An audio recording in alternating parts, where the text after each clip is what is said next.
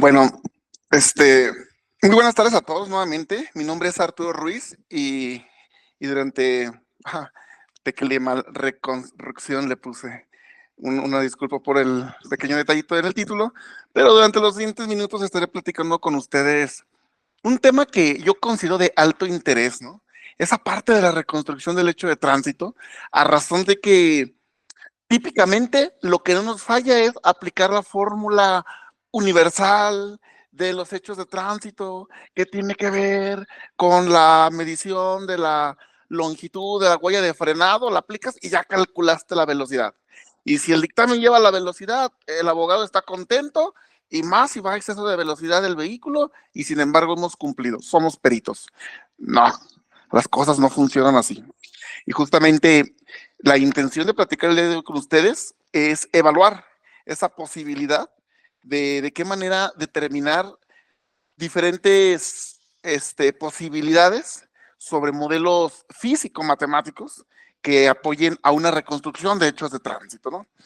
Vamos a comenzar con una pequeña introducción. Bueno, ya me presentó el gran Irving, ya por ahí les comentó, soy perito acreditado, Poder Judicial del Estado de Michoacán, soy doctor en física y pues bueno, por ahí también somos miembros del Sistema Nacional de Investigadores de CONACYT, ¿no? Tengo dos maestrías, una en criminalística, otra en física. Mi licenciatura, yo soy físico de profesión y en mis ratos libres desarrollo actividades en una empresa propias de la metrología industrial, ¿no? Sin embargo, soy físico de profesión y qué mejor que un físico para hablar de física, en este caso física aplicada a los hechos de tránsito, ¿no? Vamos a plantear el problema desde este punto. Hace muchos años, allá por la época de... ¿Sí me escuchan, verdad? Sí.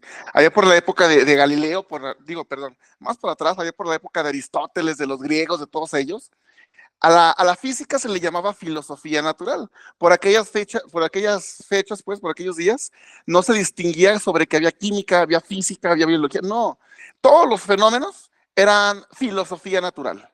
Hoy en día, pues no, hoy en día claramente hay fenómenos físicos, hay fenómenos químicos, hay fenómenos biológicos.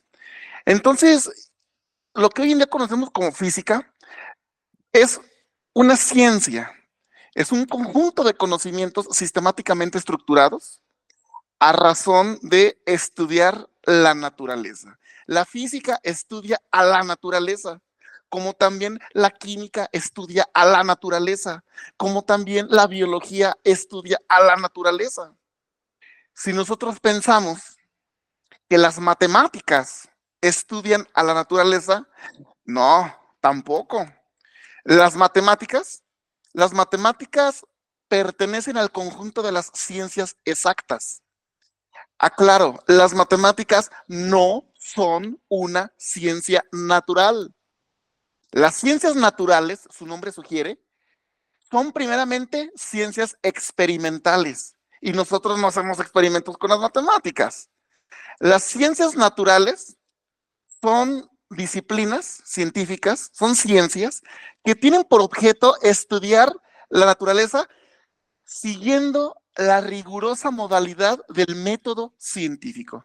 Todos conocemos el método científico y cuando hacemos un dictamen decimos, la presente investigación se realizó siguiendo el método científico, el cual, por cierto, destaco que existe el método inductivo, el método deductivo, el método esto, el método, ok, pero todo parte del método científico y las matemáticas no contienen el método científico.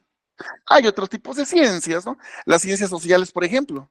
Entonces, de entrada, las ciencias naturales estudian a la naturaleza mediante la modalidad del método científico. Es lo primero que quiero dejar en claro.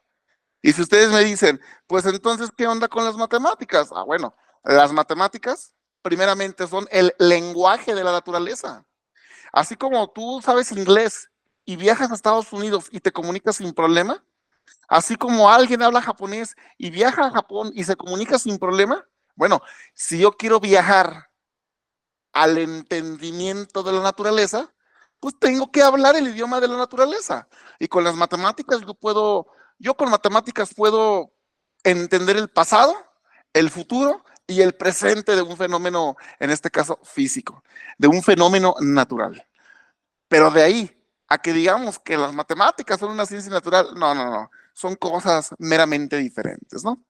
Por cierto, las ciencias naturales a su vez se subdividen en ciencias biológicas y en ciencias físicas. Las ciencias biológicas pues son aquellas que se encargan del estudio de la materia orgánica, el carbono, aquella materia que posee carbono, pues como la biología, la zoología, la botánica, la ecología, etcétera. Y por otro lado, las ciencias físicas pues se encargan del estudio de la materia inorgánica, y dentro de las ciencias físicas ya propiamente pues tenemos lo que es la física, ¿no? Como tal. Ahora, ¿qué física necesitamos hacer? Digo, Einstein en algún momento habló de la relatividad, etcétera. ¿Y por qué no aplicamos relatividad a los fenómenos forenses? No, no, no, no, ok. ¿Y la física cuántica? No, tampoco la física cuántica. ¿Pero por qué? Vamos por partes, ¿no? Esta imagen se ve muy, muy básica. En realidad es una gráfica donde en el eje de las X, pues yo tengo la velocidad. Y en el eje de las Y yo tengo el tamaño. Es una gráfica, ¿no? Como es que nos enseñaron a hacer cuando íbamos en la universidad o la preparatoria. Velocidad contra, en este caso, pues contra la T de tamaño, vamos a llamarlo así. Resulta que nosotros, los seres humanos, nuestro día a día lo vivimos con velocidades más pequeñas que la velocidad de la luz. 3 por 10 a la 8 metros sobre segundos es aproximadamente la velocidad de la luz. Y nosotros nos movemos en automóviles, en bicicletas, en naves espaciales, caminando, corriendo, y son velocidades mucho más lejanas que la velocidad de la luz. ¿Me explico? Ahora, en términos de tamaño, nosotros los seres humanos somos más grandes que un nanómetro. Si dividimos un milímetro, todo el mundo sabemos lo que es un milímetro. Imagínense que este es un milímetro, un milímetro. Si un milímetro lo dividimos en 1 millón de partes y agarramos una millonésima parte, eso es un nanómetro. Nosotros los seres humanos y todo lo que nos rodea, nuestro mundo cotidiano, está por encima de un nanómetro de tamaño. Entonces, cuando nosotros tenemos fenómenos como los fenómenos forenses, los cuales, en este caso, pues los vehículos, los cuales se mueven mucho más lentos que la velocidad de la luz y son mayores a un nanómetro, pues nosotros hablamos de que nos encontramos en el mundo de la física clásica o de la mecánica clásica o de la mecánica newtoniana. Pero cuando son objetos macroscópicos que se mueven cercanos a la velocidad de la luz, ya no juega Einstein ni Galileo. Digo, perdón, ya no juega Newton ni Galileo. Ahora son las ecuaciones de Einstein, la relatividad de Einstein, pues la que se encarga de estudiar ese tipo de fenómenos.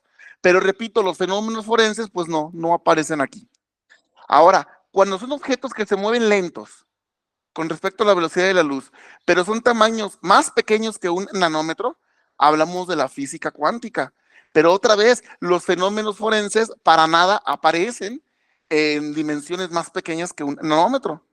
Todo lo que tenemos, pues lo tenemos en el mundo clásico, ¿no? Digo, ya ni hablar de la teoría del campo cuántico, lo tenemos en el mundo clásico. ¿Y qué tenemos en el mundo clásico? Bueno, pues tenemos física nuclear, física atómica, geofísica, biofísica, la mecánica, la acústica, la óptica, la termodinámica. Y ustedes pero ¿y eso qué? Bueno, con la termodinámica se estudian los incendios y explosivos, ¿eh? Digo, eso también hay que dejarlo en claro. Con la óptica se estudia todo lo que tiene que ver con las mentadas luces forenses, que las longitudes de onda, todo lo que tiene que ver con instrumentos ópticos como una lupa, un cuentahilos, un microscopio, todo eso entra en óptica, ¿eh? Con la acústica podemos trabajar el tema de acústica forense, reconocimiento de locutores mediante muestras de voz, ¿me explico? Con la mecánica, justamente vamos a encontrar el tema de los hechos de tránsito terrestre, entre otros. Ahorita explico el porqué, ¿no? La mecánica es una parte de la física, como lo vemos en esta imagen, que se encarga de estudiar el movimiento. Es decir, es un tema de interés para los hechos de tránsito terrestre. Es definido mediante modelos matemáticos y leyes que rigen a la mecánica clásica, como les comentaba, también llamada mecánica newtoniana. Aquí, ay, perdón, aquí, aquí únicamente dice mecánica. Sin embargo, debemos dejar en claro, pues, de que se refiere a la... Ah, perdón,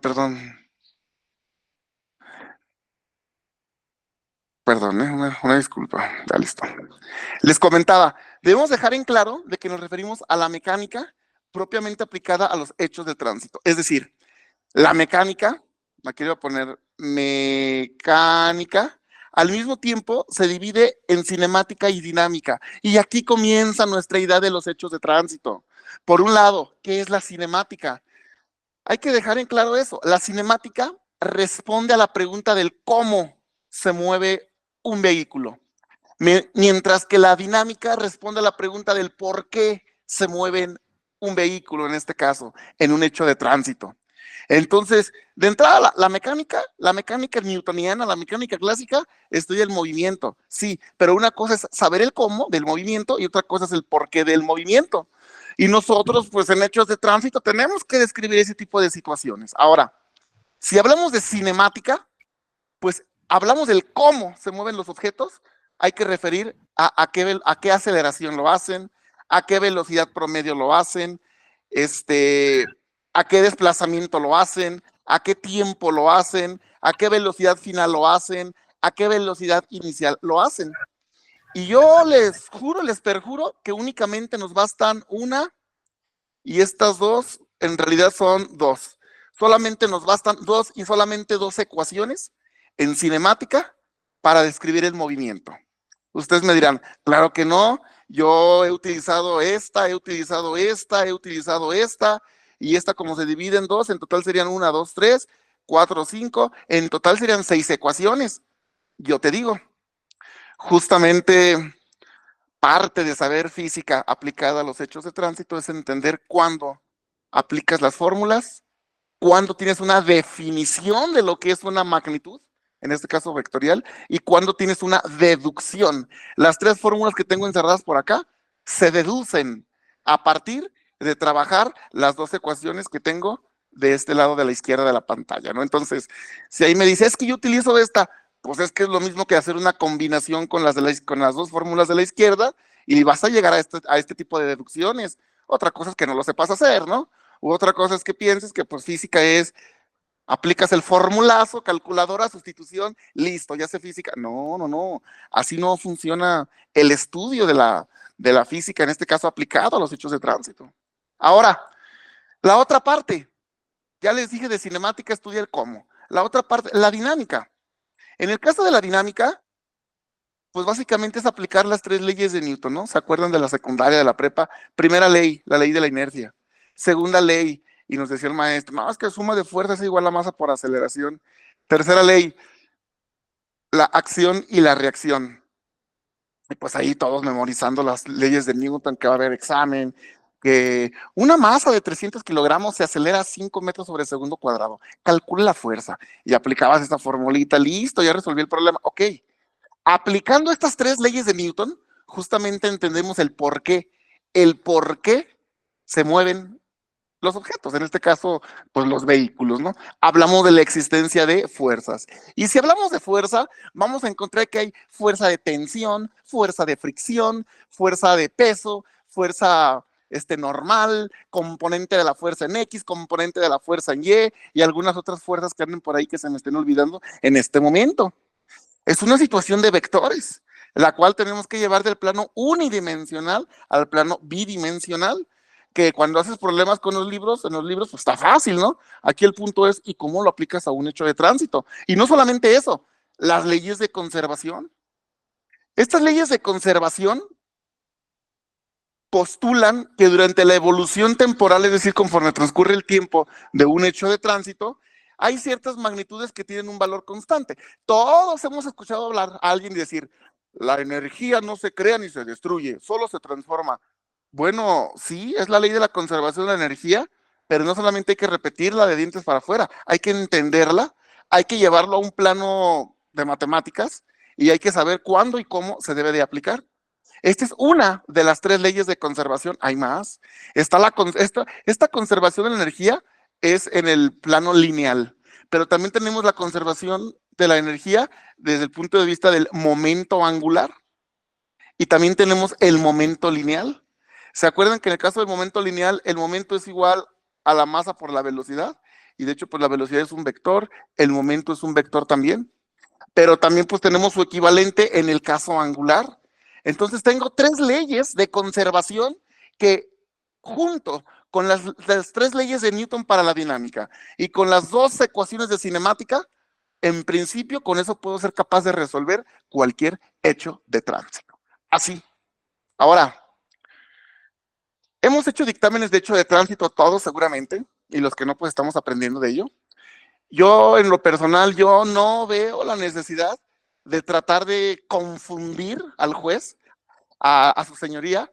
Digo confundir porque no es que lo estemos ilustrando, lo estamos confundiendo y le aventamos ahí marco teórico para que su señoría pueda entender cómo se llevó a cabo el hecho de tránsito. Algunos conceptos de física los tenemos que explicar, ¿no? Y se avientan 2, 3, 4, 5, 6, 7, 8 páginas de pura teoría, teoría, teoría, teoría.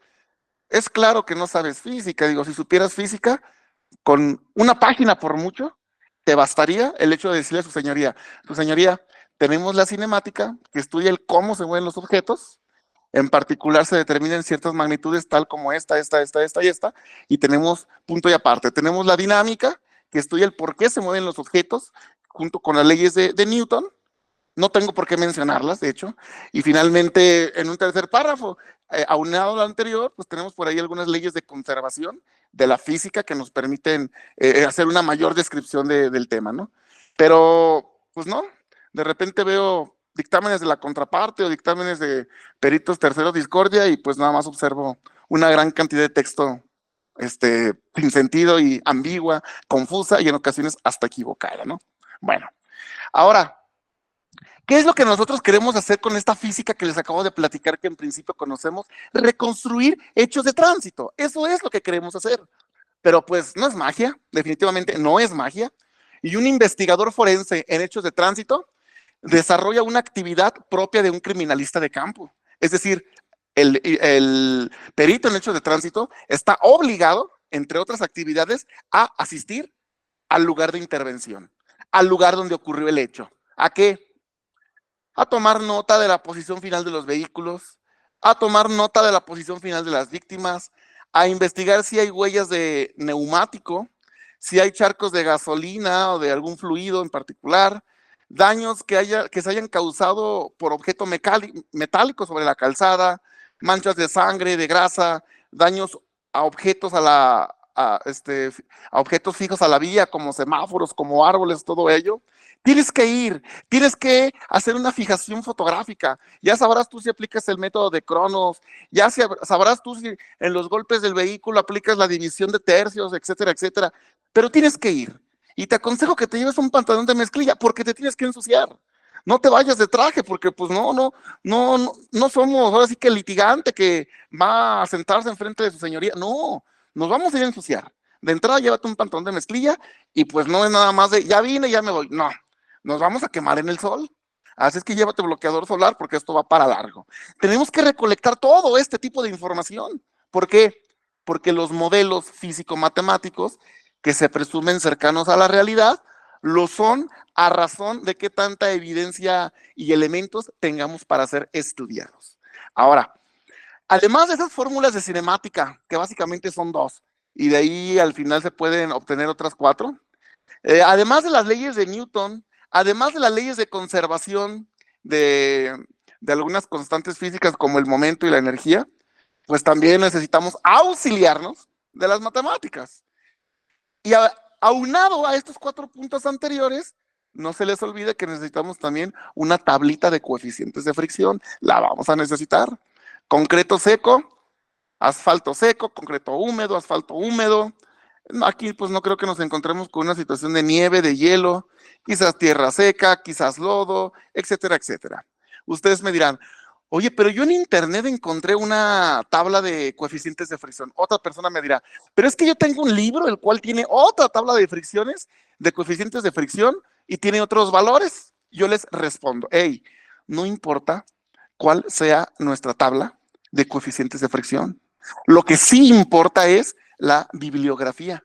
¿Por qué? Pues porque si estamos en juzgado, estamos en un juicio, me están interrogando a mí como perito que soy, si yo ya puse la referencia bibliográfica de mi tabla de coeficientes de fricción en mi dictamen, ¿quién va a levantar la mano y me va a preguntar que de dónde saco yo que el coeficiente de fricción del concreto seco y las llantas de un automóvil es de 0.85? ¿Quién me lo va a preguntar? Nadie.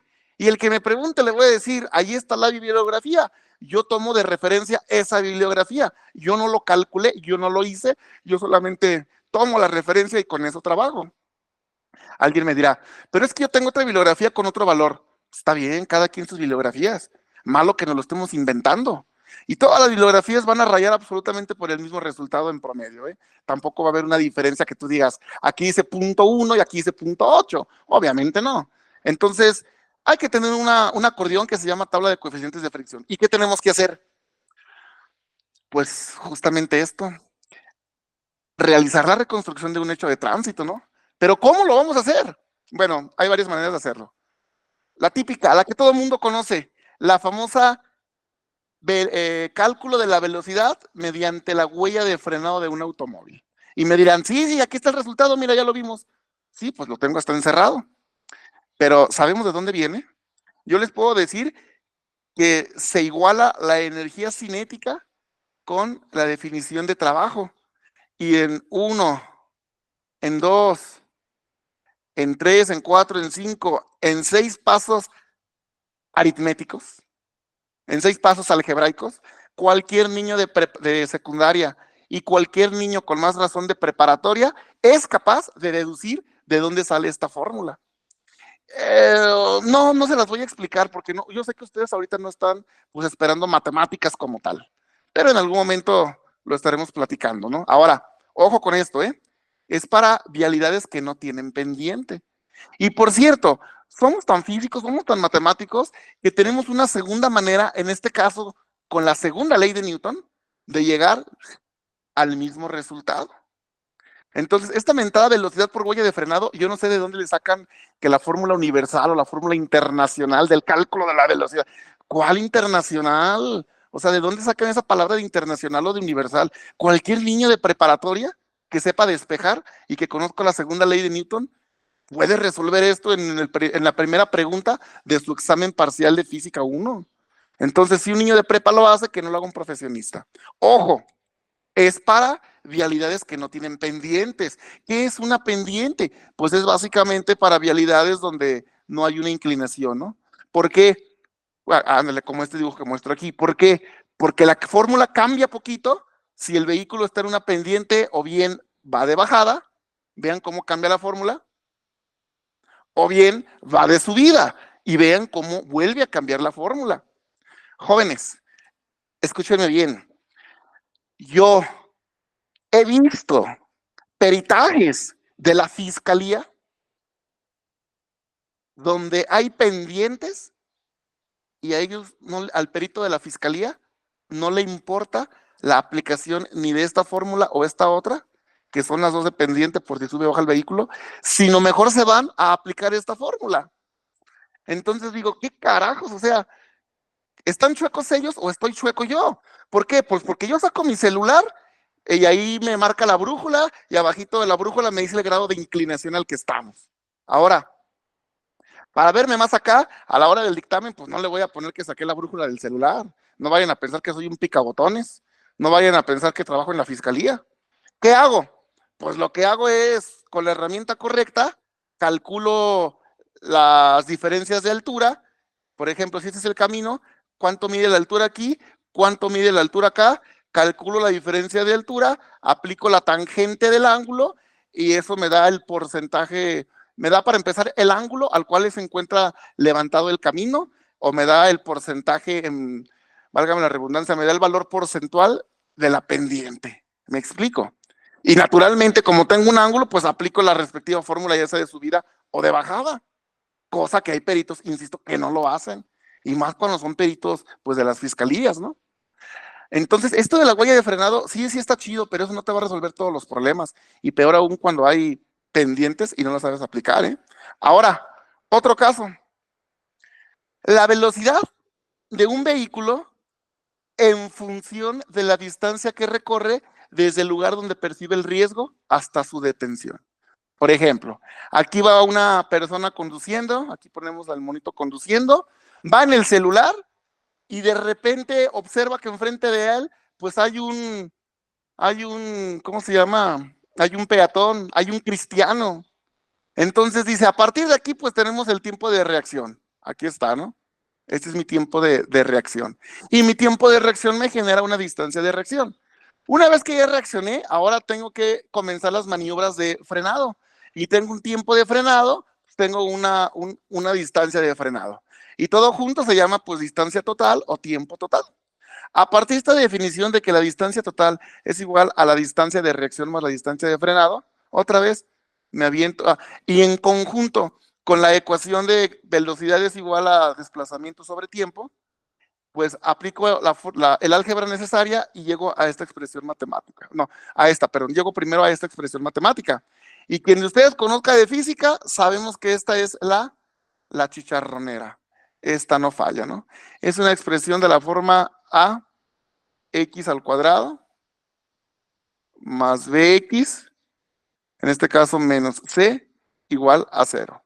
¿Y qué es eso? Pues esto es una ecuación cuadrática. Y digo la chicharronera porque todo el mundo sabemos resolver ecuaciones cuadráticas de segundo orden.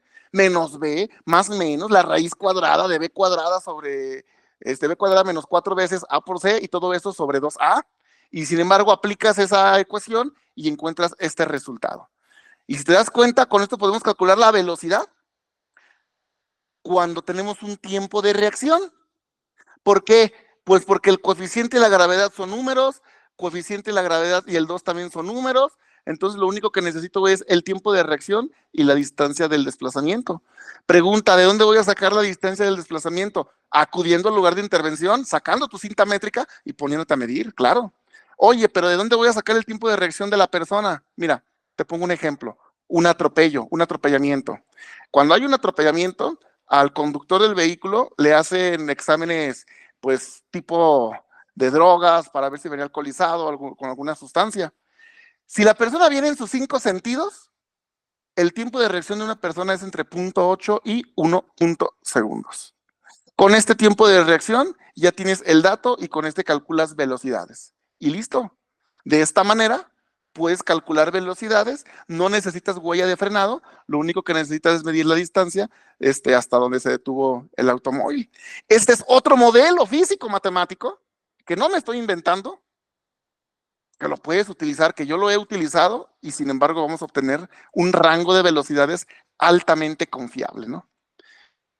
Entonces me salto este par de diapositivas. Pero no son los únicos modelos físico-matemáticos que pueden existir para calcular velocidades. Por ejemplo, no sé si ustedes conozcan la famosa regla de la pulgada de Emory. Emory es un científico, obviamente pues esta gente son gringos todos estos, y de manera burda, es el primer comentario que voy a hacer, de manera empírica, sin siquiera tener fundamento físico, sino de manera empírica, de manera burda, como una primera aproximación para cuando el abogado te dice, oye, perito, ¿cómo ves el asunto? Ah, bueno, pues a una primera aproximación yo creo que iba a tantos kilómetros por hora. El señor Emory dice, ahí les va, está fácil. Por cada... aquí. Cuando hay una colisión y tenemos un hundimiento, como se ve en esta figura, por cada pulgada de hundimiento se presume que iba al menos a 1.5 millas sobre hora. Entonces, si tú estás enfrente del automóvil, sacas tu cinta métrica y te pones a medir cuántas pulgadas tiene este hundimiento, no, pues que tengo 36 pulgadas de hundimiento. Bueno, por cada pulgada ibas a 1.5 millas sobre hora. 36 pulgadas, entonces sería multiplicar y encontramos 54 millas sobre horas, que la conversión nos da 86.9 kilómetros sobre hora. La regla de la pulgada de Emory te lo dice así. Mide la profundidad del daño, mide el hundimiento del daño, y a cada pulgada échale 1.5 millas sobre hora. Que fueron 36 pulgadas, pues 36 por 1.5, obtienes el resultado en millas sobre hora y lo conviertes a kilómetros sobre hora. Y listo, tienes una primera aproximación burda, pero ya no estás a expensas de la mentada huella de frenado. En otras palabras, no todo se va a resolver con huella de frenado. Es lo que les quiero decir. Hay más métodos, hay más modelos físico-matemáticos.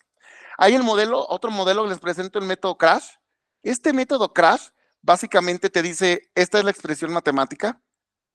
Sin embargo, para encontrar todos estos elementos que tenemos en la fórmula, pues lo que hay que hacer es, todos estos que tengo aquí, el único que me va a dar el hecho de que tengamos el hecho de tránsito enfrente de nosotros es este parámetro CA, pero todos los demás te tienes que meter a esta página de internet, que es una base de datos, y en esta base de datos vas a teclear cuál es tu automóvil, cuál es el que estás estudiando, el modelo, el año, bueno, es el mismo, el modelo, la marca, la submarca del vehículo, y vas a encontrar en esa base de datos estos parámetros que estamos mencionando. Este método de Crash tiene que ver con ese tipo de empresas como CESBI, aquí en México, en Toluca, en Guadalajara, plantas que tiene CESBI, las cuales son ese tipo de empresas que se dedican a hacer experimentos con maniquís y autos que se simulan que van conduciéndose, ¿no? Y que de repente vemos en internet videos donde va el automóvil con el maniquí y choca, ¡paz! Y el choque, pues obviamente genera por ahí, eh, ciertos datos que las personas científicas pues se dedican a utilizar para algo.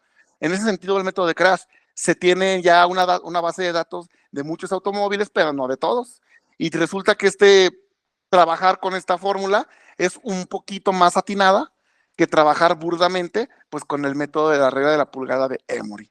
Ahora, este método de Crash todavía se puede mejorar, y cuando lo mejoras podemos hablar de la determinación de velocidades mediante deformación de materiales. Bueno, es una historia un poquito larga la que les debo de platicar por aquí, pero básicamente lo que nosotros calculamos es este factor, la energía de deformación, que tiene que ver con estos coeficientes. Hay una fórmula que es esta: velocidad es igual a 2 veces la gravedad sobre el peso del vehículo, que multiplica entonces a la energía de deformación calculada anteriormente.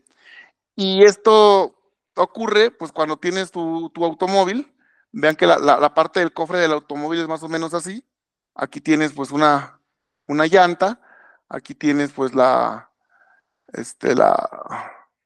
bueno, yo no sé dibujar mucho, pero aquí tienes la puerta del vehículo, pues el vehículo sigue, y entonces pues dependiendo de los hundimientos que puedes tener aquí por un golpe, otro hundimiento que puedas tener por acá, otro hundimiento que puedas tener por acá, vamos a pensar que para este ejemplo tienes 3 hundimientos, pues los mides y la fórmula te dice hundimiento 1, hundimiento 2. Esta fórmula pues es básica, hay fórmulas con más hundimientos. Fue propuesta por McHenry, y a partir de la medición de los hundimientos, la determinación de las constantes A y B, las cuales pues son las que pongo aquí al principio: coeficiente A, coeficiente B y coeficiente G.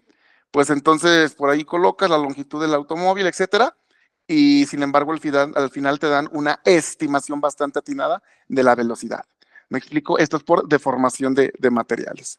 Voy un poquito rápido porque me faltan más cosas que platicarles y se me está acabando por ahí el tiempo, ¿no? Permítanme poquito, pero ya en su momento podemos discutir estos puntos que les estoy mencionando. Ahora, ¿que de dónde me saco todo este tipo de información que les paso? No, no me lo invento. Naturalmente, pues vean, por ejemplo, aquí está lo de la energía por deformación de materiales de Campbell y de McHenry, que son artículos de investigación allá por 1960, 70, 80, con los cuales ellos deducen matemáticamente la funcionalidad de las fórmulas que les estoy platicando. Aquí está sobre la regla de la pulgada de Emory, ahí está el autor, y pues bueno, uno también puede encontrar bastantes libros propiamente que hablen de estos temas como tal. Entonces, no me lo estoy inventando, ¿no? Ahora, hablando de artículos de investigación, este artículo que seguramente lo conocen: reconstrucción de hechos de tránsito con implicaciones en peatones. Ustedes me dirán, oye, pero no me acabas de decir que lo mejor que puedo hacer es ir y yo mismo a un lugar de intervención y echarle un ojo a la vialidad, echarle un ojo al automóvil. Sí, claro, es lo que hay que hacer, pero no todos los casos son así. En algún momento, perdón, me tocó por ahí ser perito tercero y con lo único que contaba, porque los vehículos ya se habían entregado a sus dueños, eran con fotografías. Analizando las fotografías y analizando y conociendo yo este artículo, caí en cuenta que dice el artículo que si el automóvil tiene daños en la parte frontal, pues iba entre 0 y 25 km/h, estimadamente. No estoy calculando, estoy estimando. Si se dañó esta parte del cofre, va entre 25 y 50. Si el parabrisas también resulta dañado, va entre 50 y 60. Y en la parte del toldo, pues ya va de 60 a 80 km/h cuando se atropella a una persona. Entonces, hay ocasiones donde pues, de repente te acuerdas que existen este tipo de modelos físico-matemáticos y los usas. Los usas y se acabó y sacas el problema, resuelves el problema. Obviamente, pues yo aquí les pongo el título del artículo, las personas que lo publican, pero pues hay que leer el artículo para entender de qué se trata, ¿no? Este artículo está bonito porque inclusive te dice que cuando golpea a una persona, imagínense que es una persona, y es golpeada, naturalmente la persona sale proyectada. Pregunta, que la persona salga proyectada, ¿qué es? Pues es un tiro parabólico. Y como es un movimiento parabólico, pues también tenemos mucha física que hacer. Aparte del cálculo de la velocidad, pues también podemos calcular a qué ángulo salió la persona proyectada. Y esto por simetría nos arroja también el ángulo al que la persona cae con respecto al piso. Nos da también la velocidad a la cual sale proyectada y la velocidad también a la cual cae la persona. Entonces es mucha física, pues en este artículo que seguramente ustedes ya conocen por ahí, ¿no? Otra manera de trabajar velocidades. Esta se me hace muy padre. Hay por ahí un software que se llama Tracker. Esta es más o menos ¿cómo se llama? La hoja principal de Tracker. Y básicamente este software que se llama Tracker analiza videos. Aquí, por ejemplo, es una fotografía, esto no es un video. Este tipo trae una pelota y la va a dejar caer. Conforme la pelota cae, en el panel de la derecha aparece inmediatamente una gráfica de Y contra T, altura contra tiempo, otra gráfica de la velocidad componente Y contra tiempo y de la aceleración componente Y contra tiempo. ¿Por qué no hay X? Pues porque es un movimiento de caída libre. ¿Y qué significa la gráfica? Que el objeto cae y una vez que cae rebota con menos energía, vuelve a caer, rebota con menos energía y así se la va haciendo, ¿no? Por eso esta forma de gusanito que tiene hasta que ya se detiene por completo. Bueno, ustedes me dirán, ¿y esto qué o qué? Yo te respondo. Si tú tienes por situaciones del destino un video de un hecho de tránsito, ese video lo podemos estudiar con este software y en automático te va a dar las aceleraciones, las velocidades, las posiciones y muchos otros parámetros de cinemática y de dinámica. Y listo. Un video no solamente es para que digas, ay, es que se ve que sí cruza la luz roja del semáforo. No, no, no. El video también se puede analizar. Otra cosa es que lo sepamos hacer, ¿no? Que por cierto, yo no, insisto, no me invento las cosas. Esta parte del video que les comento, yo ya conozco este software tracker, pero la primera vez que le vi una aplicación a los hechos de tránsito fue por el doctor Vicente Torres Zúñiga, un académico de la UNAM, que también es físico, tiene por ahí sus posgrados en física, y sin embargo, pues él desarrolla modelos físicos para la reconstrucción de diferentes tipos de hechos en criminalística. Entonces, cuando este tipo por ahí nos presentó un video, de hecho, este es el video. Se los voy a poner, el video dura como 4 minutos, pero vean lo bonito que es este software, por favor. Miren, ahí les va. Perdón, ¿sí se escucha? Se escucha. Y justamente lo que sucede, miren, a lo mejor no se va a escuchar el sonido, pero les quiero mostrar el video de este hecho de tránsito. ¿Qué es lo que sucede? Vean, por favor. Es una cámara de video en la cual atropellan a una persona. Vean, la persona va caminando. Espero que se esté viendo la parte donde la persona va caminando y de repente la atropellan. Vean, si ven que pasa el automóvil de color blanco y la atropella. ¿Sí se vio, Irving? Sí, sí, sí se vio todo. Ok. Entonces lo que se hace es con este software se analiza el video. Primeramente se aplican un par de filtros porque este video parece estar curveado por la lente de la cámara. Al aplicar por ahí un par de filtros, pues se compone la imagen de video. El mismo software te dice qué parámetros son los que hay que moverle y si no, para eso está este tutorial que les comentaba. Carajos pasó. Y entonces, pueden ver esta parte del video en la cual se empieza a medir las posiciones del vehículo, las posiciones de la persona, y en el panel de la derecha aparece una gráfica de la posición en X contra el tiempo. Esta gráfica de la posición en X contra el tiempo empieza a tomar forma conforme se va analizando el video. En este sentido, que se genera una línea recta. Pregunta, ¿cuál es la ventaja de generar una línea recta? Pues que tienes la ecuación de la línea recta. Puedes hacer un análisis perdón, de cómo se llama, de mínimos cuadrados, y naturalmente pues lo que puedes hacer es obtener la pendiente de esta línea recta. Cuando tú obtienes la pendiente de esta línea recta, ahorita ya que me adelante más en el video, tienes tu parámetro A, tu parámetro B de tu ecuación de la línea recta. La pendiente de una ecuación de la línea recta es la velocidad del automóvil. Entonces, analizando un video es calcular la pendiente, y con la pendiente por default tienes la velocidad del automóvil, ¿no? Entonces, esa es otra manera de analizar hechos de tránsito. Y naturalmente, la última manera que en esta sesión de 40, 50 minutos quiero platicar con ustedes es la definición de lo que les comentaba en un inicio, el momento lineal. Sabemos que el momento es la masa por la velocidad, que por cierto, no está de más decirles que la derivada del momento con respecto del tiempo es igual a la fuerza. Y esto es la segunda ley de Newton. Jamás, jamás en la vida Newton dijo, fuerza es igual a masa por aceleración. Jamás. Lo que Newton dijo fue, la derivada del momento con respecto del tiempo es igual a la fuerza neta de un sistema aislado. Ahora, que si este momento lo desarrollas y caes en cuenta que la derivada de una constante vale cero, llegas a esta expresión, y todo el mundo sabemos que la derivada de la velocidad con respecto del tiempo es la aceleración, ¿no? Para fines pedagógicos, tú se lo explicas a un niño de secundaria o de prepa que no saben derivar de esa manera, pero esta es la segunda ley de Newton. Entonces, esto nada más como comentario extra. Cuando tú aplicas entonces el concepto de cantidad de movimiento, caemos en cuenta que un primer vehículo tiene su propio momento, o como momento lineal, también llamado momentum, y también llamado cantidad de movimiento. El segundo vehículo pues también tiene su propio momento. Entonces el momento total pues es la suma de los dos momentos. Resulta que cuando tú sumas, o sea, la tercera ley de Newton te dice, la fuerza del primero es igual a la menos fuerza del segundo. En ese sentido, si uno está restando, porque es tercera ley de Newton, pues me va a quedar de esta manera. Y como son fuerzas, les puedo aplicar la definición de momento. La fuerza es igual a la derivada del momento con respecto del tiempo. Ya lo estuvimos platicando. Y entonces, ¿en qué caes en cuenta? En que esto vale cero. ¿Por qué vale cero? Pues porque las fuerzas son constantes, y al ser constantes, la derivada de una constante vale cero, ¿no? Y entonces el momento se conserva. Aquí está, el momento se conserva, y tengo momento 1 inicial más el momento del carro 2 inicial es igual al momento 1 final más el momento del carro 2 final, que ya desarrollado, pues ya queda un poquito más así, ¿no? Ustedes me dirán, ¿y para qué me sirve tener lo inicial contra lo final?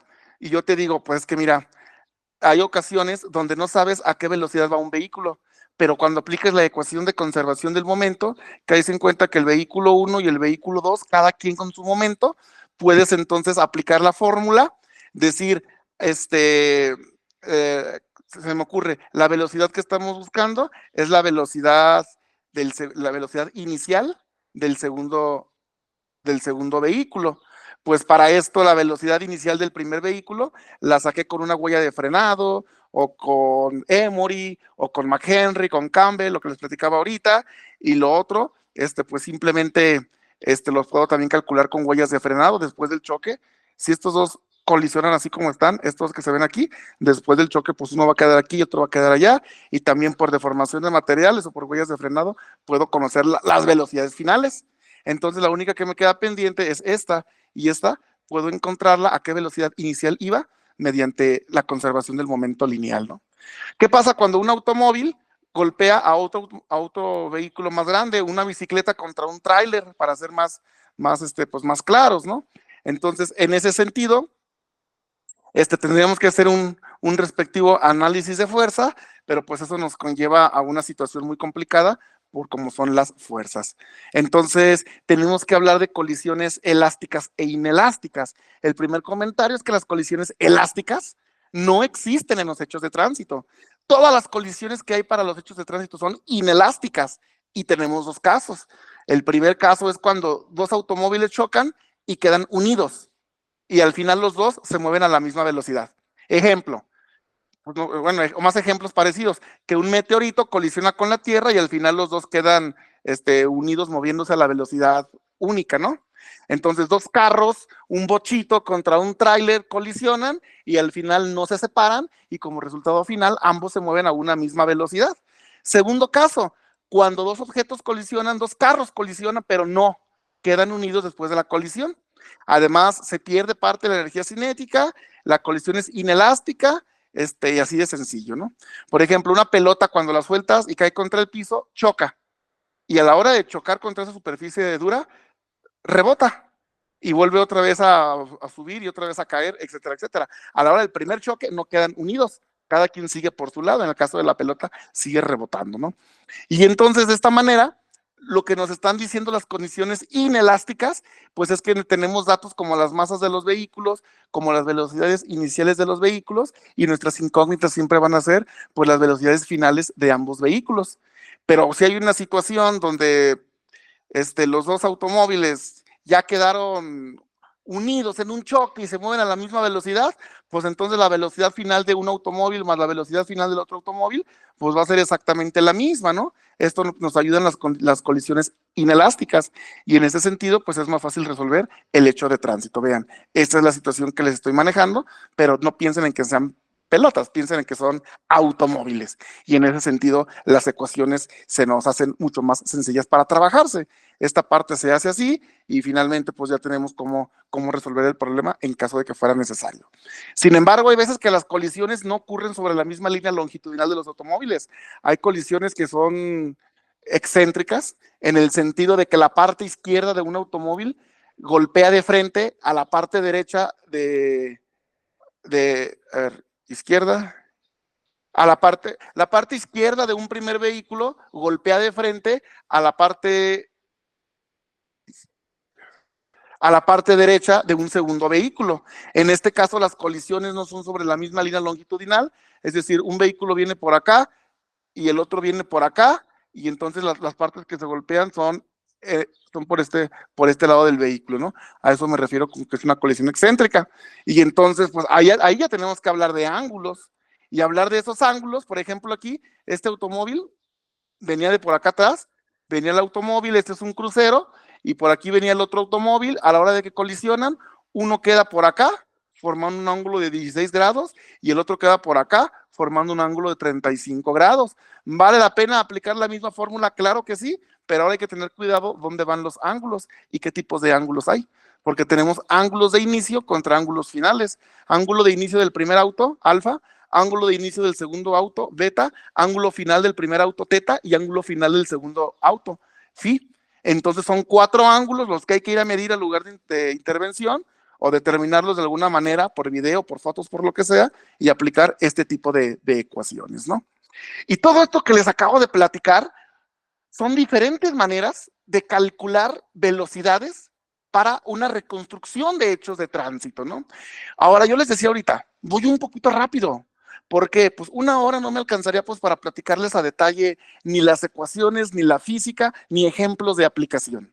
Sin embargo, sí debo de decir que de mi parte, como seguramente también lo estará haciendo Irving y el doctor Omar Mireles, de mi parte los invito a nuestro curso de reconstrucción de hechos de tránsito, donde personalmente voy a abordar todos estos modelos físico-matemáticos para cálculos de velocidad y dejarle en claro a los peritos, particularmente de la Fiscalía, que no todo se resuelve con la mentada fórmula internacional de cálculo de velocidad por huella de frenado. No, hay más física, hay más modelos físico-matemáticos.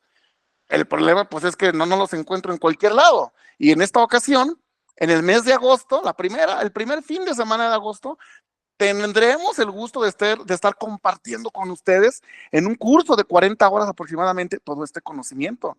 Y este conocimiento implica desde casos prácticos en su aplicación, desde el entendimiento de la física de este tipo de modelos físico-matemáticos y naturalmente lo más importante, cómo plantear el problema a resolver.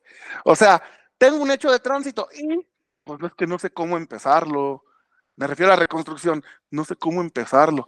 No te preocupes, te invito a nuestro curso de agosto de reconstrucción de hechos de tránsito y vas a ver cómo juntos estaremos discutiendo todos estos temas, algunos otros que quizás no puse en este momento, pero todos estos temas, la regla de Emory es una preciosura cuando la sabemos interpretar, esta de la regla de la pulgada, todos estos temas de qué podemos hacer con la física y de qué manera podemos hacer la respectiva aplicación para la reconstrucción de un hecho de tránsito. ¿Ok? No sé, jóvenes, si hasta este momento, donde ya estoy dando por finalizada mi participación con ustedes de esta tarde, de verdad espero verlos en este curso del que les platico. ¿Alguno de ustedes, alguno de los presentes, tenga alguna duda? ¿Dudas, preguntas, objeciones, comentarios, hincapiés? Saludos, doctor Arturo, su amigo de ¿Qué Pachuca, tal, Raúl Raúl? Domínguez. Nada más una sugerencia y una opinión. Como la conferencia Claro. dice teoría del caso, tenía la idea de que sus conocimientos los iba a amarrar como le hacen los abogados cuando ellos manejan la teoría del caso. Entonces, sí sería bueno, la verdad, yo siento que usted tiene la capacidad para relacionar, ¿cómo relacionaríamos la teoría del caso que utilizan los abogados, que es una herramienta, a mí se me hace muy interesante porque le ha ocupado algunos asuntos, relacionarla con lo que nos acaba de enseñar, porque de eso va a depender otras estrategias jurídico-técnicas que se puedan implementar durante el desarrollo del mismo dictamen o hasta en las audiencias. Claro que sí, licenciado Raúl. Sin embargo, mi participación en esta pequeña charla es, digamos, abrir brecha al comentario que usted hace en cuanto a la aplicación con respecto a la teoría del caso, que es lo que a continuación el doctor Omar Mireles nos va a platicar. Ok. Entonces, aguánteme unos segunditos y comienza la participación del doctor Mireles en el tema que usted está mencionando, licenciado. Gracias, Doc. Nos vemos pronto. Claro que sí. Vale, pues muchísimas gracias y demos la bienvenida al doctor Omar Mireles. Adelante, doctor. Que primeramente gracias a todos por estar aquí. Sí, para mí es un placer compartir este ratito con ustedes. Y pues Arturo, siempre es un gustazo poder estar contigo compartiendo foro, porque mucho de lo que tú dices casi siempre yo lo aterrizo y sin ponernos de acuerdo, ¿eh? Es así como que de repente nos adivinamos un poquito. Entonces, mucho de lo que acaba de señalar Arturo lo vamos a platicar de manera ya más aterrizada, más en teoría de caso. Mucho de lo que estuvo señalando aquí el buen doctor Arturo tiene mucho sentido con lo que hacemos en la práctica. La reconstrucción de hechos de tránsito es un pedazo de los hechos de tránsito en general. ¿Sí? Los hechos de tránsito requieren más conocimiento. ¿Sí? Criminalística de campo, requieren causalidad vial, requieren incluso una parte legal, siempre van a tener una componente legal muy importante, ¿sí? Saber en qué momento tienes prelación, en qué momento no, etcétera, etcétera. Y la parte de reconstrucción es importante porque es como la parte modular, ¿sí? Es la parte de fondo, lo que el juez quiere ver. Normalmente el juez, la pregunta que hace es esa: ¿quién fue? ¿Sí? Nosotros sabemos que nosotros no somos jueces y de repente debemos de tener ciertas limitaciones en liberar nuestra alma, nuestro espíritu y decir quién fue, si no estamos nosotros para señalar. Realmente el perito lo que tiene que hacer es dar datos técnicos, ¿sí? Decir la velocidad de tal vehículo era tal, la velocidad de este otro vehículo era tal, la prelación de paso basado en la legislación le correspondía tal, en fin, ¿sí? Algunas cosas que sean técnicas que los abogados pueden capitalizar, ¿sí? Para su propio beneficio, y que el juez puede interpretar y puede utilizar esos argumentos en su sentencia. ¿Sí? Entonces, nosotros, peritos, nos vamos a limitar a la parte técnica.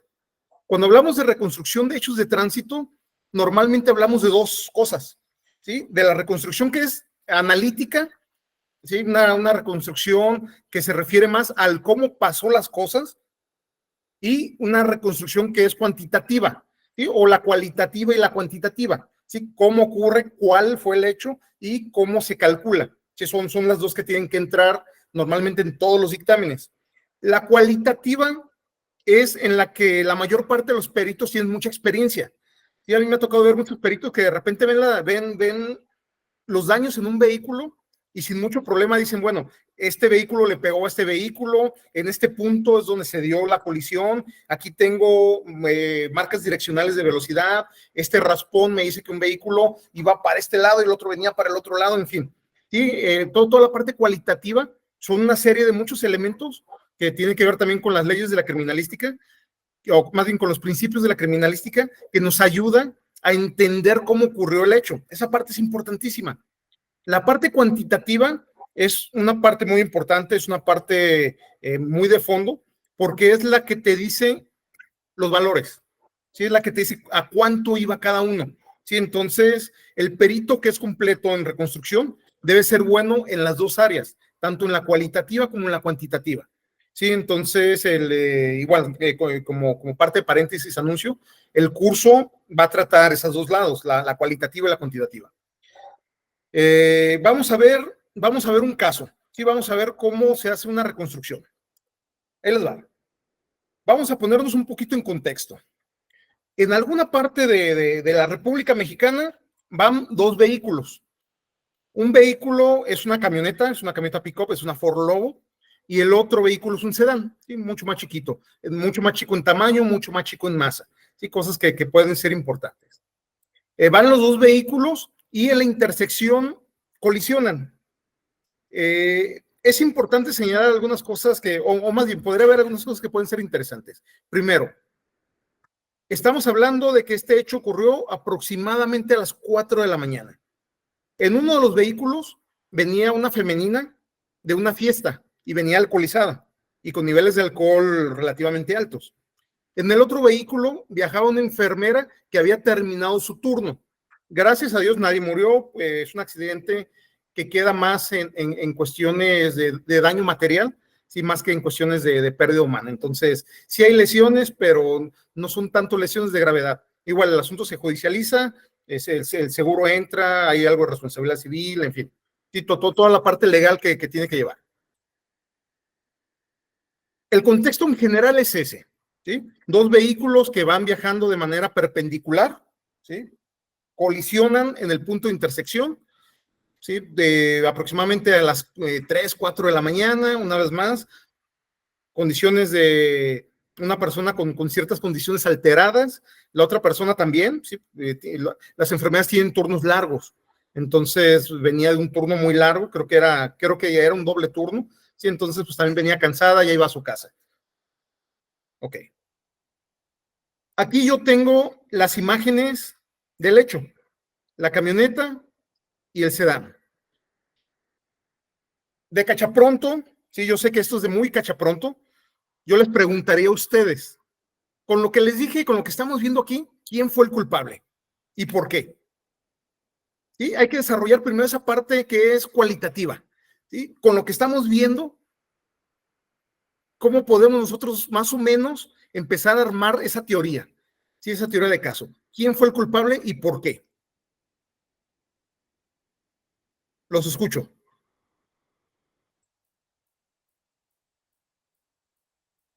Anímense, anímense.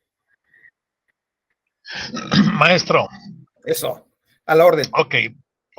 Para mí, por la deformación de materiales y el impacto, para mí, el del lado izquierdo.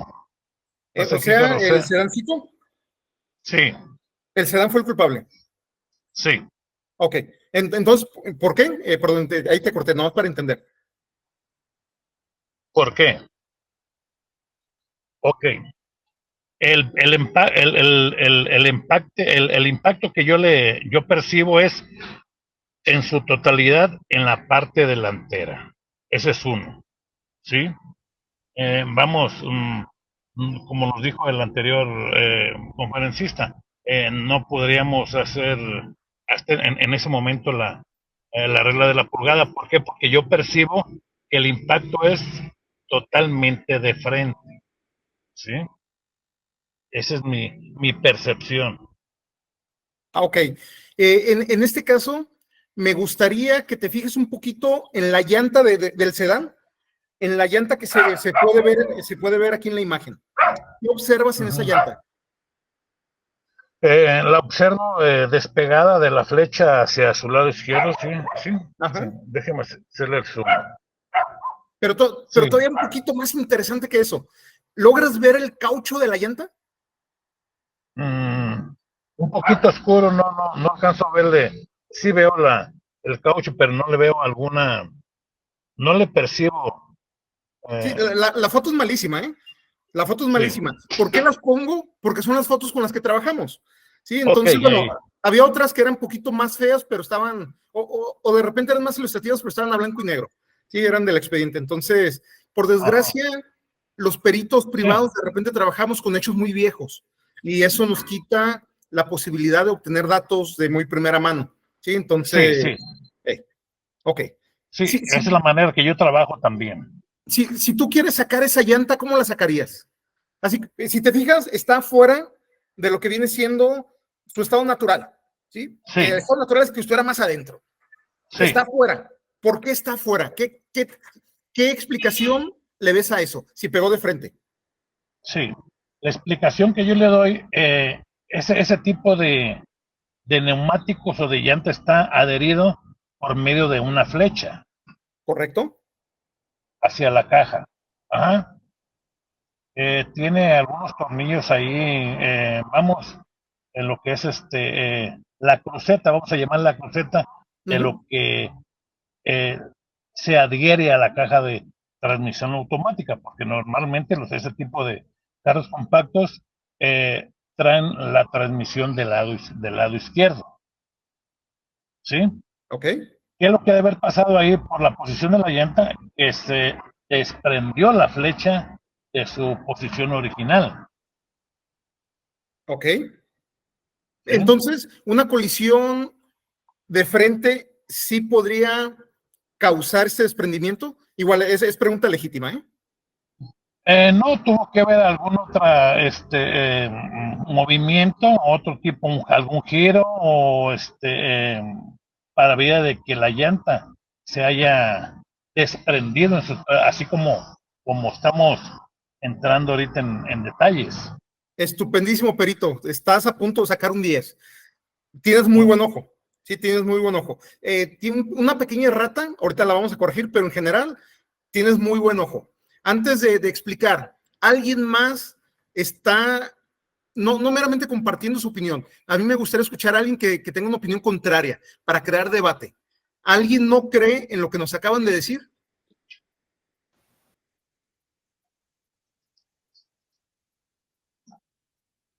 A partir de la poca información que tenemos. Sí, teníamos la información anterior, la del contexto, donde más o menos explicamos el hecho de una manera muy burda, muy amplia, y tenemos dos fotos que están feas, sí, que están mal tomadas, pero que aún así son ilustrativas.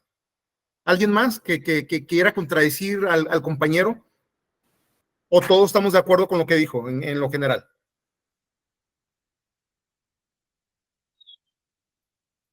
Sin miedo, prendan el micrófono y hagan debate. De eso se trata, ese tipo de pequeñas presentaciones. ¿Sí? Hay que debatir. Bueno, yo si estuviéramos en un juicio, le diría que cuál fue el método, técnica o principio que utilizó para afirmar lo que acaba de comentar. ¿Quién, el compañero? Sí. Bueno, ahorita lo cuestionamos. ¿Cuál es tu teoría viendo los vehículos? ¿Tú quién crees que pegó y quién crees que es el culpable?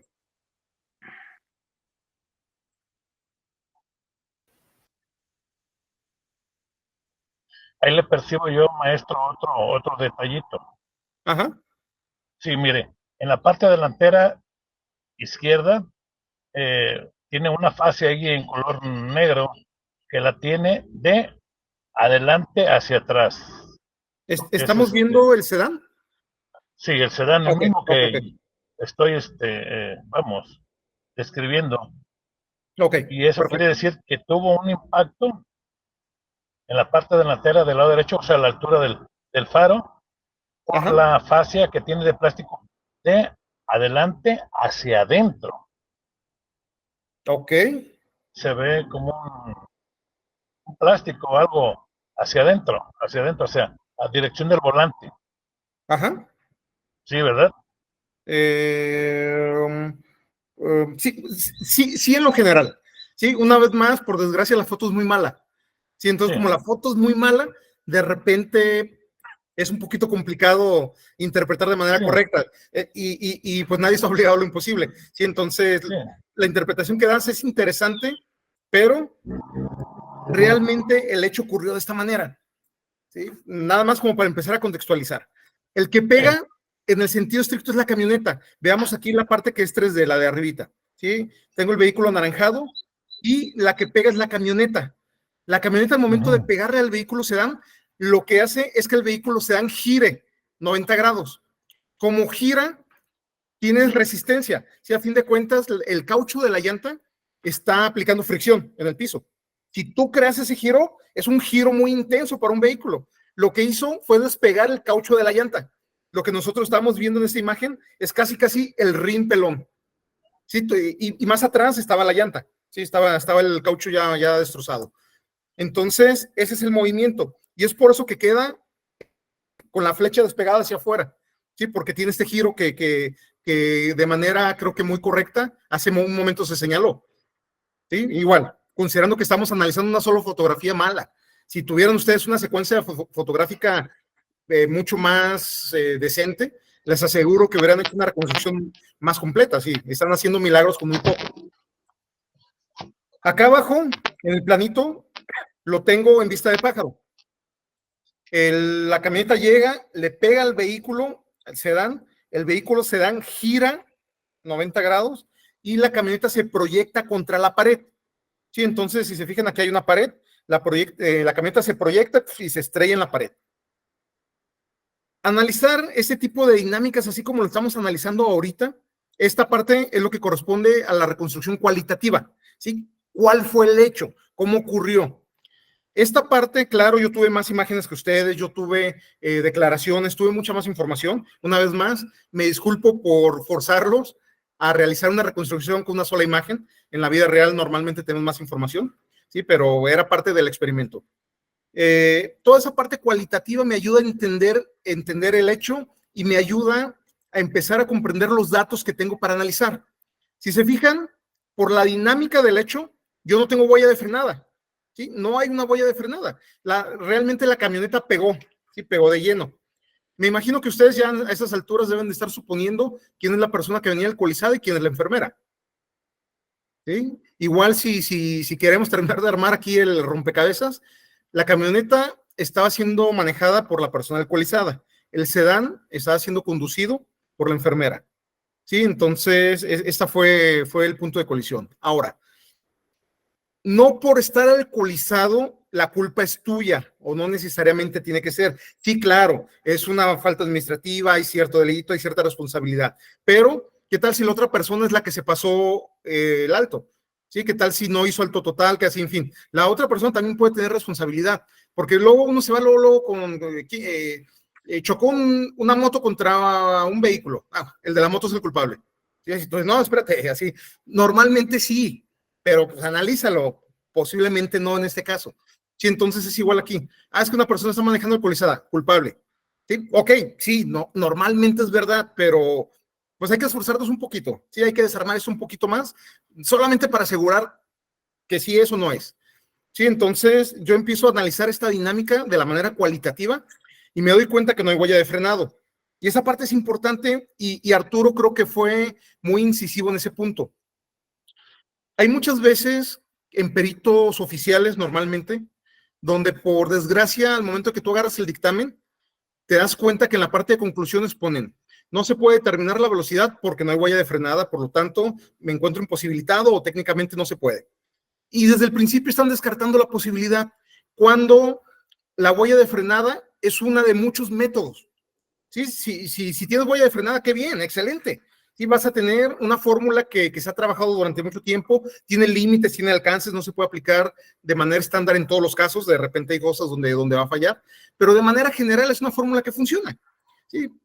Arturo también lo señaló hace un momento, no es lo mismo aplicarlo a una superficie horizontal que si vas para arriba que si vas para abajo. Hay detalles que van a cambiar, entonces, pero si tú conoces como esos truquitos, pues en general la fórmula de huella de frenada es una fórmula muy cómoda, fácil de aplicar, es una fórmula que normalmente funciona relativamente bien, ¿sí? Entonces hace el trabajo sencillo. Si no la tienes, te obliga a aplicar un método diferente. Y esos métodos diferentes normalmente son un poquito más engorrosos. No son tan malos. Y también Arturo lo mencionó hace un momento. Si nos ponemos estrictos, si nos ponemos a separar la cantidad de formulitas que vamos a necesitar en hechos de tránsito, no son tantas. Sí, no son tantas. Y eso es bueno. ¿Por qué? Porque podemos ser relativamente buenos con una cantidad relativamente pequeña de matemáticas, lo cual es magnífico. Sí, entonces esa parte es importante. Analizar esto, yo me doy cuenta que no tengo opción de aplicar la huella de frenada, sin embargo, sí entiendo que es importante determinar la velocidad. Llevo peritando 12 años, yo pienso que de hechos de tránsito me han caído tal vez más de 500 casos. Solamente en 2 casos no he podido determinar la velocidad con ningún método. ¿Sí? La naturaleza de los datos, las fotografías malas, asuntos que ya llevan muchos años, cuando vas a la escena del hecho no encuentras no encuentras nada, lo único que te queda es trabajar con un poquito de la topografía, ¿sí? Para determinar ciertos ángulos, pero en 2 casos no pude, ¿sí? Por más que le rasqué, que le busqué. En todos los demás casos siempre he tenido alguna alternativa que me ha sacado del problema, o se hacen análisis de videos, o se aplican fórmulas de momento, no se aplican leyes de Newton, no se aplican conservaciones de energía, en fin, siempre hay algo con lo que puedes jugar. En este caso fue también, es uno de esos casos. Sí, yo dije, bueno, aquí yo tengo varios movimientos que son importantes para mí. De entrada, a mí me interesa saber cuál es la rapidez o la velocidad, son cosas diferentes, ya lo veremos a futuro. ¿Sí? Ahorita lo voy a trabajar como sinónimo, por si me ven decir de repente rapidez y de repente velocidad, no se me enojen. Sí, lo vamos a trabajar como sinónimo, pero en el curso vamos a ver que no son sinónimos, que sí tienen una diferencia que es importante. Sí, en ese caso, para mí era importante saber la velocidad a la que la camioneta le pegó al vehículo. También me interesa saber la velocidad que trae el vehículo sedán. Esa parte también es importante.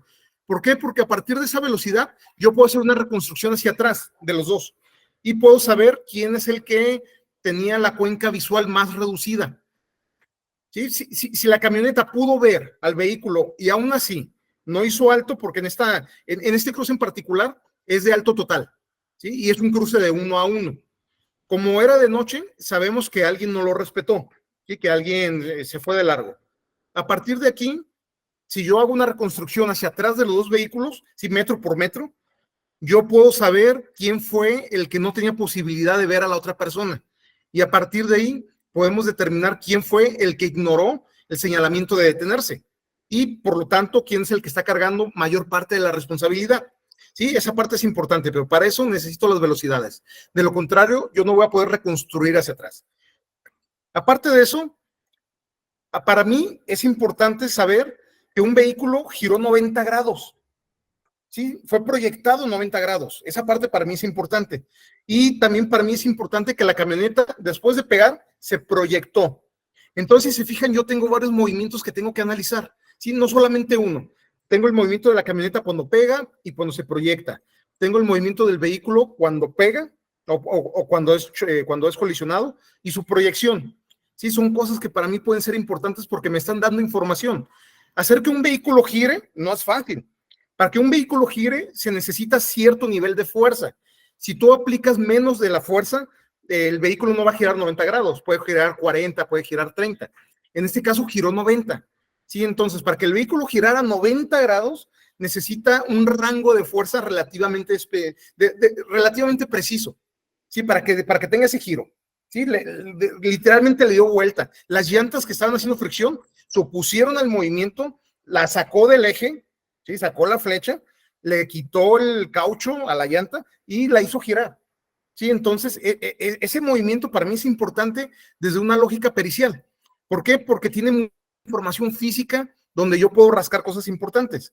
¿Sí? El movimiento de proyección de la camioneta es interesante porque como está muy cortito, yo puedo considerar ese pedazo como con velocidad constante, sin aceleración. ¿Sí? La camioneta pega y solamente rebota hacia la pared, pero pues un pedazo muy chiquito.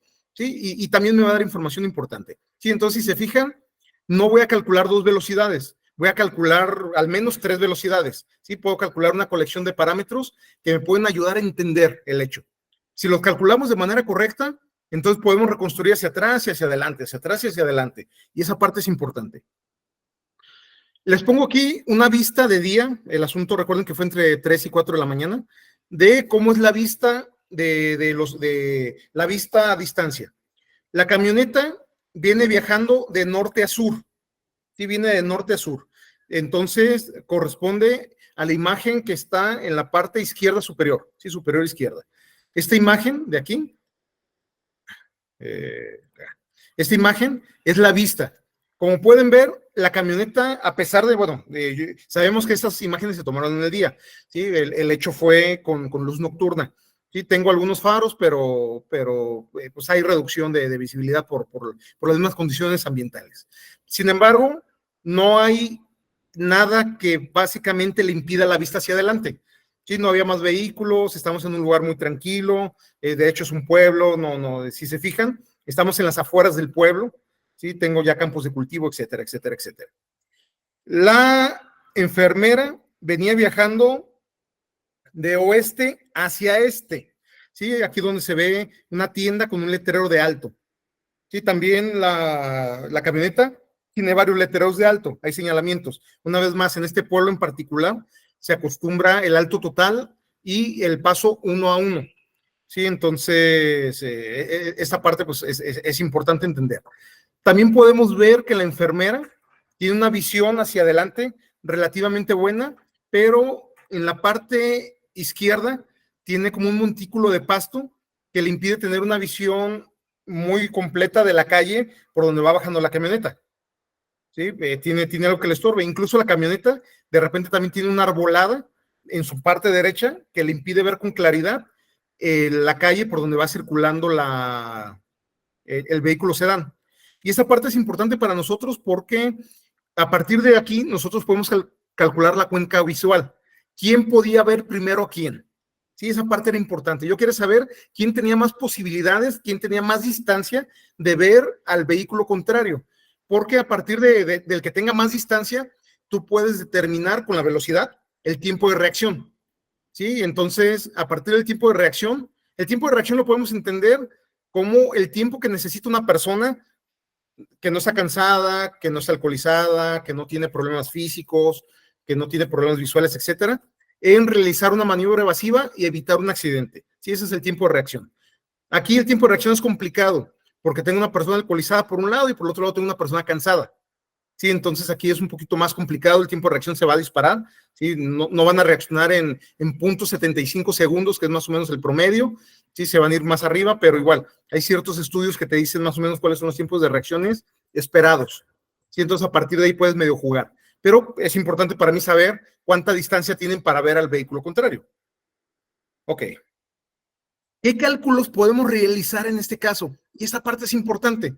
A mí de repente me ocurre mucho, cuando tengo un hecho de tránsito, los primeros momentos, cuando leo el expediente, siempre estoy renegando. Y digo, es que no hay datos, ¿sí? De casos viejos, fotos malas, siempre es complicado, normalmente los datos están manipulados o están mal interpretados en el IPH, etcétera, etcétera. Pero ya después de que uno calma la cabeza, dices, bueno, ya con cabeza fría, y dices, bueno, puedo determinar la rapidez del vehículo sedán.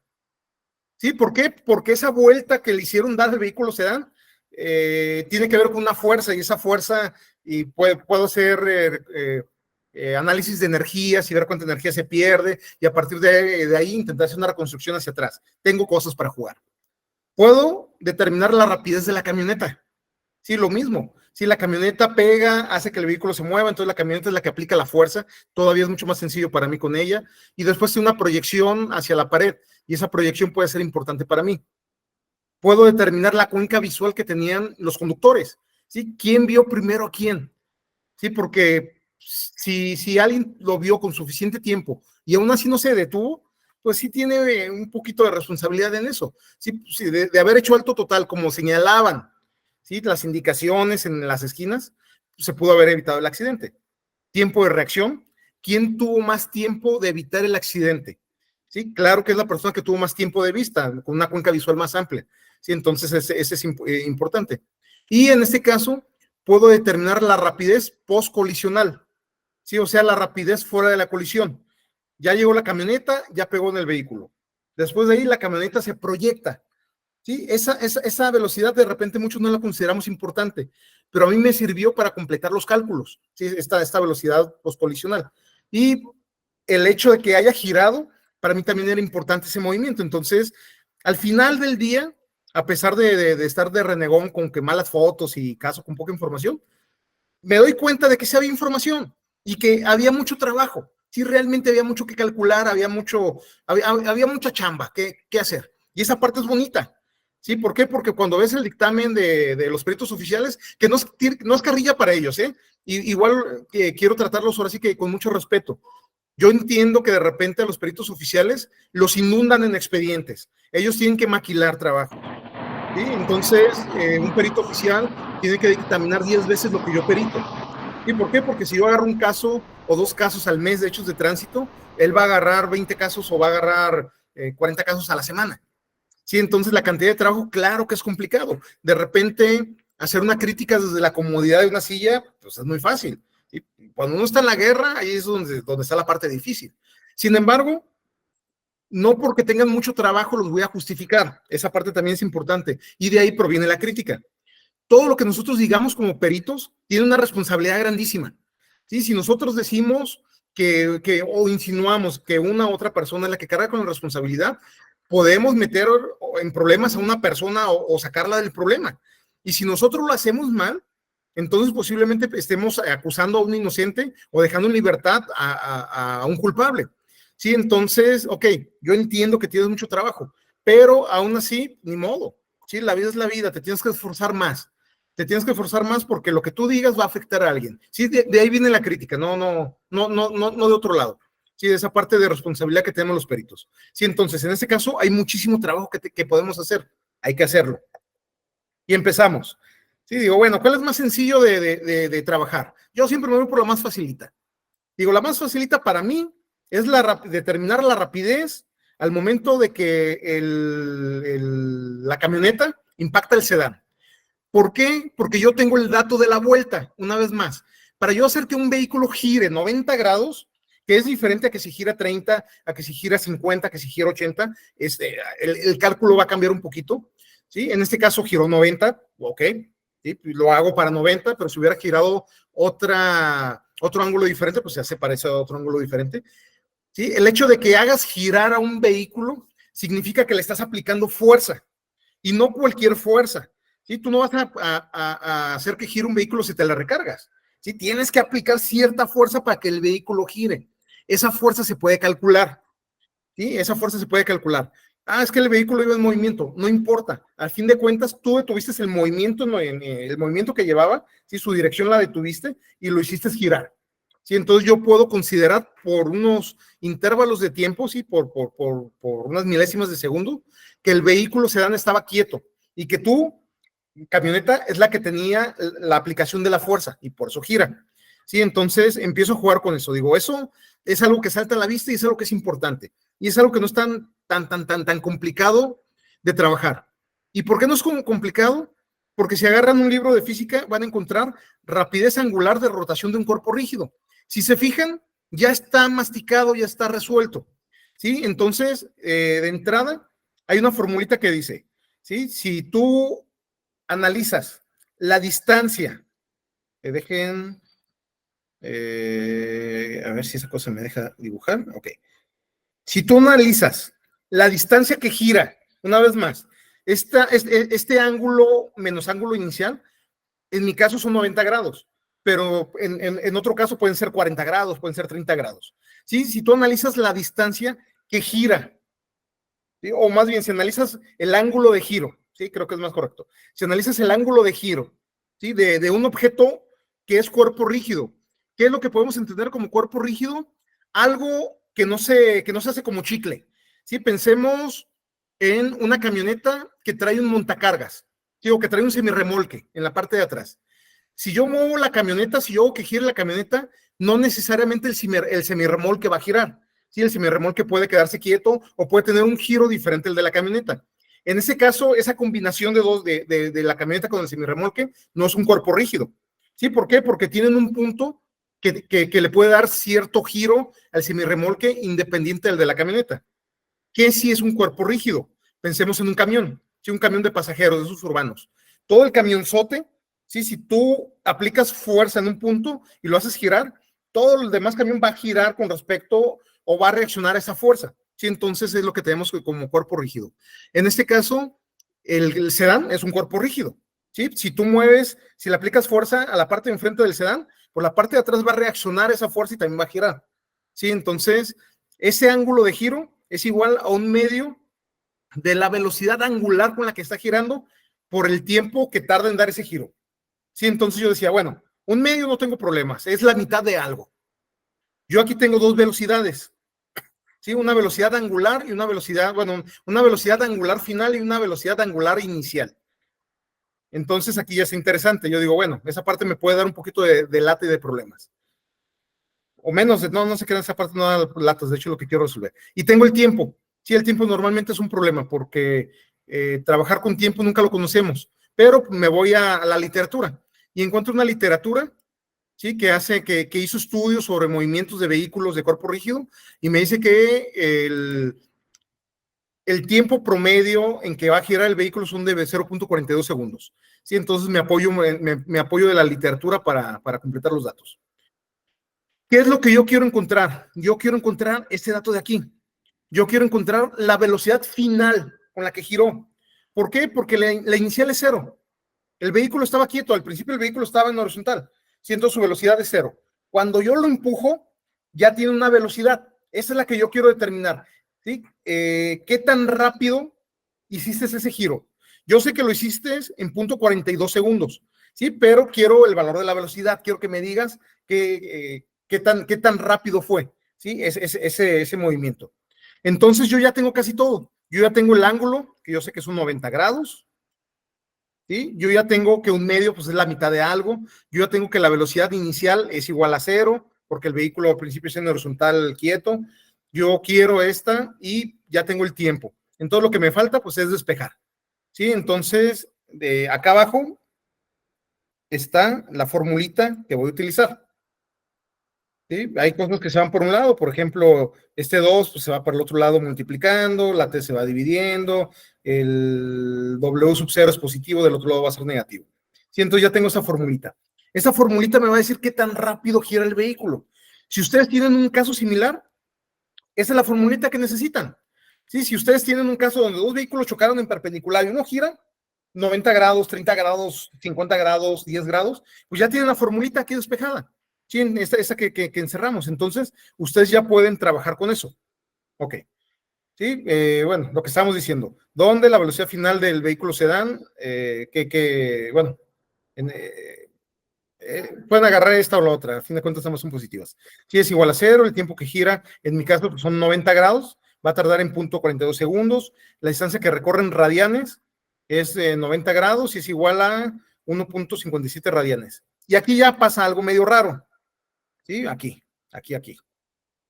Si se fijan, yo desde el principio estoy hablando de grados. Sí, estamos hablando de grados porque es una unidad matemática que es relativamente conocida por nosotros desde la secundaria. Sí, cuando estamos trabajando en secundaria, que empezamos a trabajar, por ejemplo, las áreas de los círculos, que trabajamos perímetros, que trabajamos geometría, empezamos a utilizar grados. Sí, y hacíamos nuestro circulito. A ver si me sale. Aquí.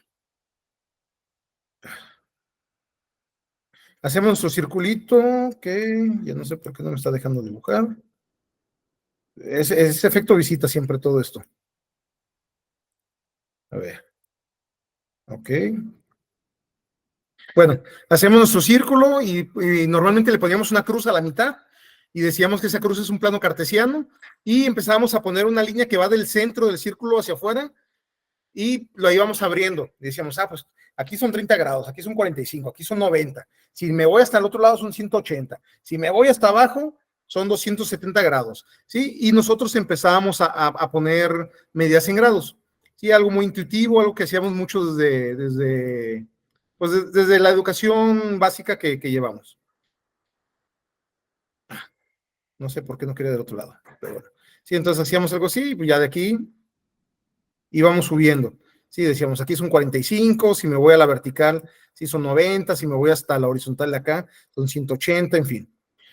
En matemáticas, los grados son muy interesantes, se pueden trabajar relativamente bien, pero hay una unidad que es mucho más estándar, que se maneja geométricamente de manera más correcta. En este caso son los radianes. ¿Sí? Normalmente, la mayoría de las fórmulas de física trabaja en radianes, no trabaja en grados. ¿Sí? Esa parte es importante entenderla, porque luego nosotros hacemos las cosas en grados y salen resultados así medios rarones. ¿Sí? Entonces tenemos que agarrar ese hábito de trabajar en radianes.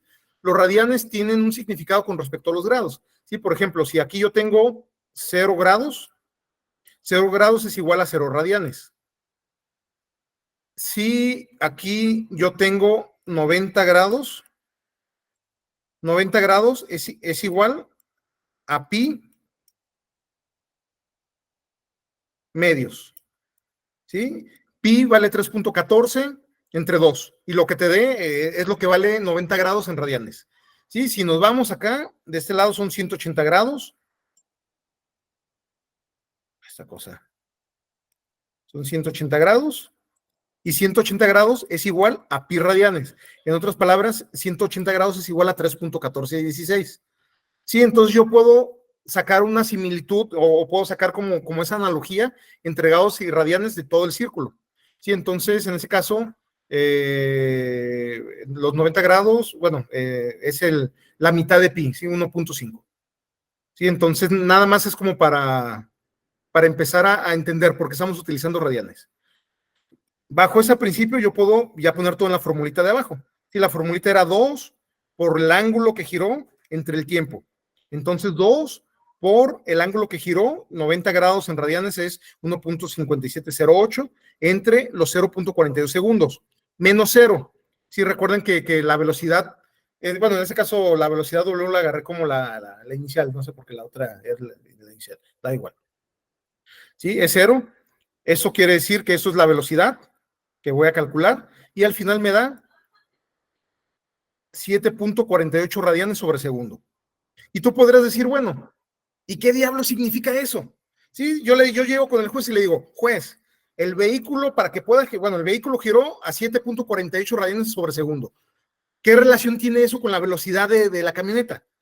¿Sí? A mí no me interesa saber a qué velocidad gira el vehículo, ¿sabe? A mí me interesa saber la velocidad de la camioneta. Aparte de eso, yo aquí estoy viendo radianes sobre segundo, que es una unidad que no es intuitiva.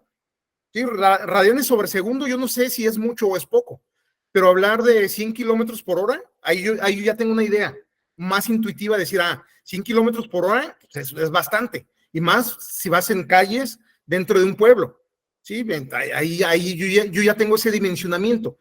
Entonces tenemos que buscar la manera de que este resultado tenga sentido, porque lo contrario no nos va a servir en juicio. Entonces hay que darle sentido a este resultado. Si se fijan, la formulita fue muy sencilla de aplicar y fue una formulita muy fácil. Afortunadamente, hay una relación entre la velocidad angular y la rapidez lineal. A mí no me interesa saber qué tan rápido da la vuelta. A mí me interesa saber qué tan rápido va el que pegó. Esa parte me interesa. ¿Sí? Rapidez lineal. La rapidez lineal es igual al radio de giro por la rapidez angular. La rapidez angular nosotros la calculamos aquí, en el ejemplito anterior. Aquí tenemos la W. ¿Sí? Entonces yo puedo hacer este juego. El radio de giro se calcula en campo, voy a campo, agarro una cinta métrica, saco un radio gigante, a ver si me dejan, aquí, ¿sí? Entre las calles, saco cuál es el radio que puede girar, etcétera, etcétera, para que no pegue en un árbol, o saco la trayectoria de giro para que me llegue a la posición final, etcétera. El radio de giro se puede calcular, ¿sí? Me da 2.5 metros. En este caso, entonces agarro la formulita, digo 2.5 por los 7. Bueno, hago una transformación y me da 67.32 kilómetros por hora. ¿Sí? Entonces yo ya tengo un dato que es un dato que tiene sentido. ¿Sí? Este dato es un dato que es intuitivo. 67 kilómetros por hora, yo ya puedo dimensionar si es mucho o es poco. Y más Si me pongo a hacer el trabajo de causalidad vial, voy a la zona y saco los límites de velocidad que tengan señalados las calles. ¿Sí? En este caso, el límite de velocidad era 40 kilómetros por hora, ¿sí? En esa zona. ¿Sí? Así estaba señalado. Si es mucho, si es poco, ese era lo que es el señalamiento, ¿sí? 40 kilómetros por hora. Yo ya estoy viendo de entrada que la camioneta va 27 kilómetros arriba de lo que está permitido en la zona. Sí, entonces para mí esto ya empieza a ser un dato importante. Desde la lógica jurídica, el abogado ya puede empezar a capitalizar esta información. Sí, ya es una información que él ya puede tomar para sacar algo importante.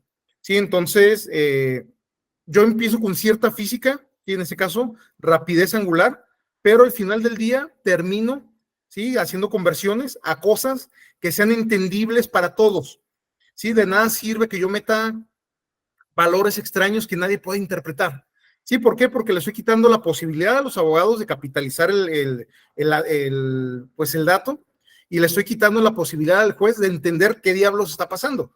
¿Sí? Entonces, parte de la obligación pericial es agarrar algo que es técnico y presentarlo en un lenguaje más entendible. No porque los abogados sean tontos o porque el juez sea tonto, no. Normalmente el abogado es una persona que es muy leída, sí, es una persona que tiene una cultura general muy alta, pero en este caso el juez y el abogado no son peritos. Si fueran peritos, no nos necesitaran, ustedes lo podrían hacer. Como no son peritos en la materia, entonces nosotros tenemos que hacer esa retransformación de idioma, ¿sí? El psicólogo tiene que retransformar el idioma para que sea entendible para todos, el médico tiene que retransformar el idioma, el arquitecto, el ingeniero, ¿sí? Es parte del trabajo del perito. Esa, a fin de cuentas, para eso es parte de lo que nos contratan. ¿Sí? No solamente hacer cálculos, también es que podamos explicar qué significan, ¿sí? Para que a partir de ahí cada quien vaya sacando sus conclusiones y cada quien vaya capitalizando este resultado a su manera. Puede que algún abogado diga, bueno, 27 kilómetros no es tanto, ¿sí? No me da un exceso de velocidad. Puede que otro diga, bueno, sí, si te fijas en el código dice que después de 20 ya es exceso de velocidad, ¿sí? O en el reglamento, pues entonces cada abogado pues ya va a capitalizar. A mí perito no me toca, ¿sí? De hecho, en el sentido más estricto, a mí no me toca decir que va a exceso de velocidad. A mí me toca decir que el señalamiento marca 40 y que la camioneta va a 67. Tantar. ¿Sí? Hasta ahí me debo de quedar. Yo debo de ser respetuoso con el juez y yo no debo de inferir o no debo de insinuarle, más bien no debo de insinuarle al juez quién es el culpable. ¿Sí? Porque él es el juez, no yo. Al final del día es el juez. Él es el que va a tomar los criterios para decir quién es el culpable. Sí, yo presento datos técnicos. Entonces, vamos bien. Ok. Perdón. Ok. Ahora hay que determinar la proyección que tiene la camioneta. ¿Sí? La camioneta pega y se proyecta. Recorre 9.8 metros y pega con la pared. Esa proyección normalmente es una proyección que es ignorada. A fin de cuentas, si yo ya tengo la velocidad con la que pegó, ¿para qué quiero más? ¿Sí? ¿Para qué quiero más información? Por desgracia, ese dato es un dato que es importante para mí. ¿Sí? Es un dato que es muy importante para mí en un análisis posterior. ¿Sí? Entonces lo calculo. Utilizo el teorema de Pitágoras. Yo digo, bueno, yo tengo la distancia que recorre de un lado, tengo la distancia que recorre de otro y tengo el ángulo de proyección. Ese ángulo de proyección es relativamente fácil de sacar. Yo conozco la posición final del vehículo. Voy a campo. Arturo lo mencionó de manera muy correcta. El perito en hechos de tránsito es un perito que tiene que estar muy versado en reconstrucción o en criminalística de campo. Si entonces vas a campo, pones en el piso, haces tus posiciones de los vehículos, ¿sí? Tienes algo de planimetrías, tienes el IPH, tienes cosas que te pueden medio ayudar. Si tienes más fotos, realmente yo les puse muy pocas, pero tienes más fotos como para poder decir, este árbol está en dirección hacia la fascia. Sí, entonces yo sé que de ahí no pasó, sí, del árbol no pasó. Entonces, a partir de ahí, con fichas técnicas de internet, puedes saber cuánto mide el vehículo y puedes hacer tus mediciones y medio dibujarlo en el piso. Sí, entonces es algo que se puede hacer con relativa facilidad, poniendo atención y siendo disciplinados un poco con el trabajo. En este caso, se está aplicando el teorema de Pitágoras. Yo considero o tomo el supuesto de que como el vehículo pega y rebota y nomás recorre 9 metros, no tiene tiempo de acelerar. Sí, de hecho no hay ningún dato que me hable de aceleración. Entonces supongo que la velocidad es relativamente uniforme. Sí, me tomo de repente algunas libertades. Y a fin de cuentas, todo cálculo tiene un margen de error. ¿Sí? Entonces, mientras tú calcules el margen de error y lo pongas en el dictamen, es decir, la velocidad final es de 44 kilómetros por hora más menos tanto, y por ese margen de error no estás incurriendo en fallas técnicas. Sí, entonces yo digo, la velocidad es igual a la distancia entre el tiempo. Sí, igual, de literatura yo determino los tiempos, saco la distancia que está recorriendo el vehículo con respecto al triangulito anterior, teorema de Pitágoras. Sí, me sale en 12.46 metros sobre segundo, lo transformo en kilómetros por hora y me dice que esa proyección es de 44.86 kilómetros por hora. Un dato que todavía en este momento es irrelevante, ¿sí? Pero hay que ver cómo se aplica. Yo ya que tengo esas dos velocidades, me voy a determinar la rapidez del vehículo, del Nissan. ¿Sí? Yo no puedo suponer que uno es inocente y que el otro no. No puedo suponer que porque la persona que manejaba la camioneta venía alcoholizada es la culpable por default. Hay que demostrarlo. ¿Sí? Entonces vámonos con el vehículo Nissan. Para el vehículo Nissan, yo me voy a teoría de colisiones. En teoría de colisiones tenemos dos colisiones. Tenemos elásticas e inelásticas. Las elásticas, pensemos en las bolas de billar. Yo con el taco le imprimo energía a una bola. Esa bola, esa energía la hace que se mueva. Esa energía llega a colisionar a otra bola. La energía se transfiere, no necesariamente toda, sí puede haber proyección, se transfiere o toda la energía o algo de energía, depende de la dinámica, y la segunda bola también se mueve, ¿sí? También esa energía le imprime movimiento. En el caso de los vehículos, los choques elásticos como tal no van a existir. ¿Por qué? Porque siempre voy a tener pérdida de energía. Eso quiere decir que si yo choco o si hay una colisión de vehículos y hay deformación, esa deformación, cuando los vehículos se separan, no regresa al estado original, sigue deformada. Eso quiere decir que la energía se perdió en muchos procesos. Hay sistemas que son cuasi elásticos, ¿sí? O cuasi inelásticos, como los quieran ver. Sí, entonces esos sistemas cuasi elásticos o cuasi inelásticos sí se pueden analizar. Este sistema cumple con eso. ¿Cómo sé que cumple con eso? Porque los vehículos no quedaron hechos churros en un solo bloque. O sea, si no se amarraron. Pegaron, no giró, y el otro salió proyectado. Sin embargo, hay deformación.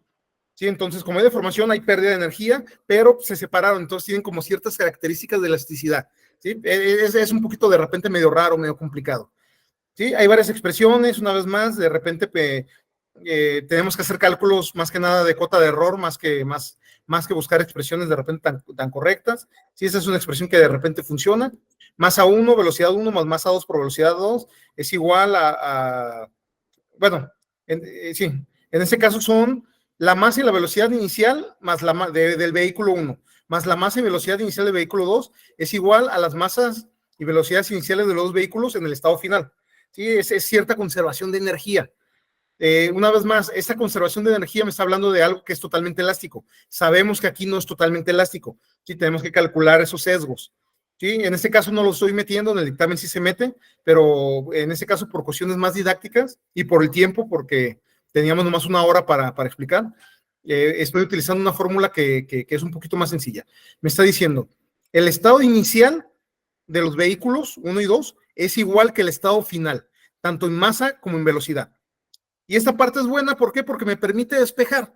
¿Sí? Si yo quiero saber cuál es la velocidad final, o más bien la velocidad inicial con la que llega, la velocidad inicial del vehículo sedán, pues entonces yo puedo agarrar esta fórmula y despejar. Si yo puedo decir, bueno, esta B minúscula es la velocidad inicial del vehículo sedán, y esta B minúscula 2 es la velocidad inicial del vehículo de la camioneta.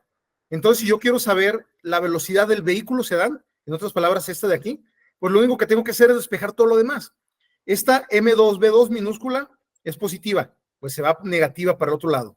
Esta M1 minúscula está multiplicando a la velocidad, pues baja dividiendo, y es algo que es relativamente sencillo. ¿Sí? Entonces, si se fijan, esto es lo que estábamos hablando hace un momento. ¿Sí? Yo tengo ¿por qué estoy quitando un puño de Bs? Porque hay cosas que se me hacen cero. Sí, hay velocidades que se me hacen 0, pero yo la que quiero es la velocidad 1. Entonces, yo digo, la masa, me meto, busco en internet la ficha técnica, le sumo el peso de los pasajeros, sí, me voy con la otra masa de la camioneta, lo mismo, ficha técnica más peso del pasajero, yo ya tengo las velocidades inicial y final de la camioneta. Sí, ya vieron por qué calculé la de proyección, porque me está hablando de la velocidad final de la camioneta. Yo sé que la final pues es 0, pero la velocidad final de 2.0 no me sirve de mucho. Entonces yo tenía que tener una velocidad de rebote. En ese caso, es la velocidad con la que la camioneta se despega del carro. Y esa parte es importante. Llegas a 67 kilómetros por hora, le imprimes energía al vehículo. Esa energía hace que el vehículo gire, pero la camioneta se proyecta. Como se está proyectando, sigue teniendo un poco de energía, no la perdió toda. ¿Sí? Entonces, ese rebote, ¿sí? Este rebote es el que yo necesito. Saber con cuánto llega, saber cuánto pierde y con cuánto va a rebotar. Es por eso que hice el cálculo. Sí, que es un cálculo que normalmente no se hace porque no es relevante, pero en este caso en particular sí era importante. ¿Sí? Metes todo en la formulita y te dice, la velocidad con la que venía el vehículo sedán es de 44.083 kilómetros por hora. ¿Sí? Esta es la velocidad que tiene ese vehículo. Entonces tú ya tienes las dos velocidades. Sabes que la camioneta pegó a una velocidad de 67.32 kilómetros por hora. Sabes que el sedán pegó a una velocidad de 44.08 kilómetros por hora. Sabes, por investigación de campo, que hay letreros en las esquinas que dicen, número 1, tienes que ser alto total, número 2, la velocidad máxima en estas vialidades es de 40 kilómetros por hora. Entonces, a partir de aquí, tú ya te empiezas a tener como parámetros para empezar a jugar, ¿sí? Como abogado, tú ya puedes decir, bueno, esta va más rápido que esta, ¿sí? Y no solamente va más rápido, va a 27 kilómetros, ¿sí? El reglamento me dice que después de 20, pues ya es exceso de velocidad. Entonces, yo ya puedo alegar que una va a exceso de velocidad y la otra no. Aparte de eso, se hizo la cuenca visual, aparte de eso, se hizo el tiempo de reacción, aparte de esto, súmalo ahora sí el alcohol, ¿sí? Ya empieza a haber muchas condicionantes que ya te empiezan a dar un caso completo, ¿sí? Y ya te permiten hacer un alegato completo, pero es importante determinar estas velocidades, ¿sí? Consideraciones finales. Es importante que entendamos que los hechos de tránsito terrestre sí exigen que el perito tenga cierto arsenal de herramientas físico-matemáticas para utilizar en los casos.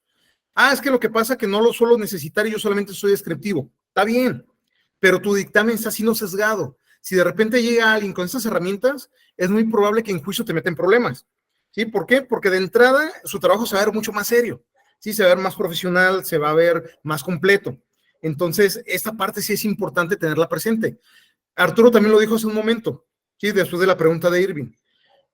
Un curso taller de 40 horas, ¿es suficiente para que te vuelvas un máster perito? No necesariamente. Recuerda que un perito tiene que tener muchas competencias, ¿sí? Tiene que saber hechos de tránsito, tiene que saber causalidad vial, tiene que saber criminalística de campo, tiene que saber hablar, tiene que saber escribir, ¿sí? Que también son competencias importantes. Pero entre toda esa colección de competencias, una de ellas es este curso de especialización. Si ustedes son peritos, este curso es bueno porque los ayuda a profesionalizarse. Sí, tal vez ustedes llevaron matemáticas hace muchos años y ahorita estén un poquito oxidados. Se vale, no pasa nada. Ya, pues hay que darnos la oportunidad para tener como ese jaloncito y volver a enderezarnos un poquito. ¿Sí? Está mejor ahorita que nunca. Si ustedes no son peritos y quieren empezar a hacerlo, este curso les sirve para empezar a ver como ese panorama. ¿Sí? ¿Qué tan exigente es este tipo de dictámenes? ¿Sí? Suelen ser exigentes. Hacerlos bien suele obligar al experto a hacer algo de trabajo. ¿Sí? No son tan triviales como solamente describir. ¿Sí? Sí te ponen retos. Entonces, la intención de este curso es eso. ¿Sí? Es darles ese pedacito, no todo el espectro, solamente este pedacito donde van a volver a recordar las matemáticas y su aplicación física con los hechos de tránsito. ¿Sí? Ya de una manera un poquito más tranquila, más calmada, que supere una plática de 1 hora. Definitivamente estamos muy correteados. ¿Sí? Entonces, si en algún momento se interesan por el diplomado, aquí el buen Irving es el que está a cargo de toda esta situación y él es el que les puede dar informes. Esta plática se está haciendo en junio. Sin embargo, en julio vamos a hacer otra plática diferente. Tal vez hablemos de atropellos, tal vez hablemos de alguna otra situación importante de hechos de tránsito. ¿Sí? Tiene siempre ese doble sentido. Parte es hacerles ver la importancia que tiene ese tipo de capacitaciones. Otra parte es que vayan de nuevo recordando cosas que pueden ser importantes para ustedes. En este momento yo ya me detengo, ¿sí? Llego derrapando a la hora que tengo que terminar. Me gustaría saber si tenemos algunas preguntas. Unos minutos, nos vamos a extender unos 5 minutitos. Me gustaría escucharlos, por favor. Maestro, de nuevamente su servidor. A tus órdenes, José. En la primera velocidad de la camioneta 67, eso fue al momento del impacto. Correcto. Posterior recorre 9 metros y da una velocidad de 44 kilómetros. Ajá. Correcto. Ajá. Mi pregunta es esta. Yo he escuchado, yo la he implementado. No sería conveniente, o no sé, sáqueme de la duda, usar una velocidad combinada para saber la velocidad inicial de la camioneta. No, y no por un caso bien sencillito, porque las velocidades obedecen como a diferente principio físico. Una vez más, tú tienes la camioneta que se está moviendo y piensa en energía, ¿sí? Más que en fuerza. Para que esa camioneta se mueva, necesita energía. Sí. Cierta cantidad. ¿Cuánto? No la calculamos, pero se puede calcular, pero igual, cierta cantidad. Al momento de que colisionan, la camioneta tiene que pasarle parte de su energía al otro vehículo. ¿Cómo Desde sabemos luego que le pasa energía? Porque le hace abolladuras y lo gira. Sí. Entonces, aparte de ahí, sabemos que la camioneta no perdió toda la energía. ¿Cómo sabemos que no perdió toda la energía? Porque cuando le pegó no se quedó quieta. Todavía se movió un poquito más. Y si yo agarro las dos, estoy haciendo una sobreestimación de la velocidad. Sí, porque la energía que le transferí más bien es energía de pérdida, más que de suma. Sí, entonces yo ahí corto y digo, ¿cuál es con la que pego? No, con la de 67. Esa es con la que llegó. Sí, esa es la que llegó y es la que a mí me interesa. Sí, la otra, te digo que a mí me sirvió para hacer el cálculo utilizando teoría de colisiones. Sí, pero con la que llega es la de 67. Sí, la otra solamente pues es producto de la dinámica física de que se sigue moviendo. No sé si ayudó un poquito la respuesta.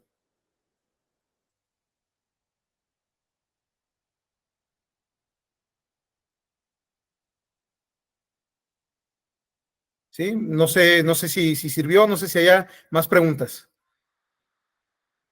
Anímense, sin miedo.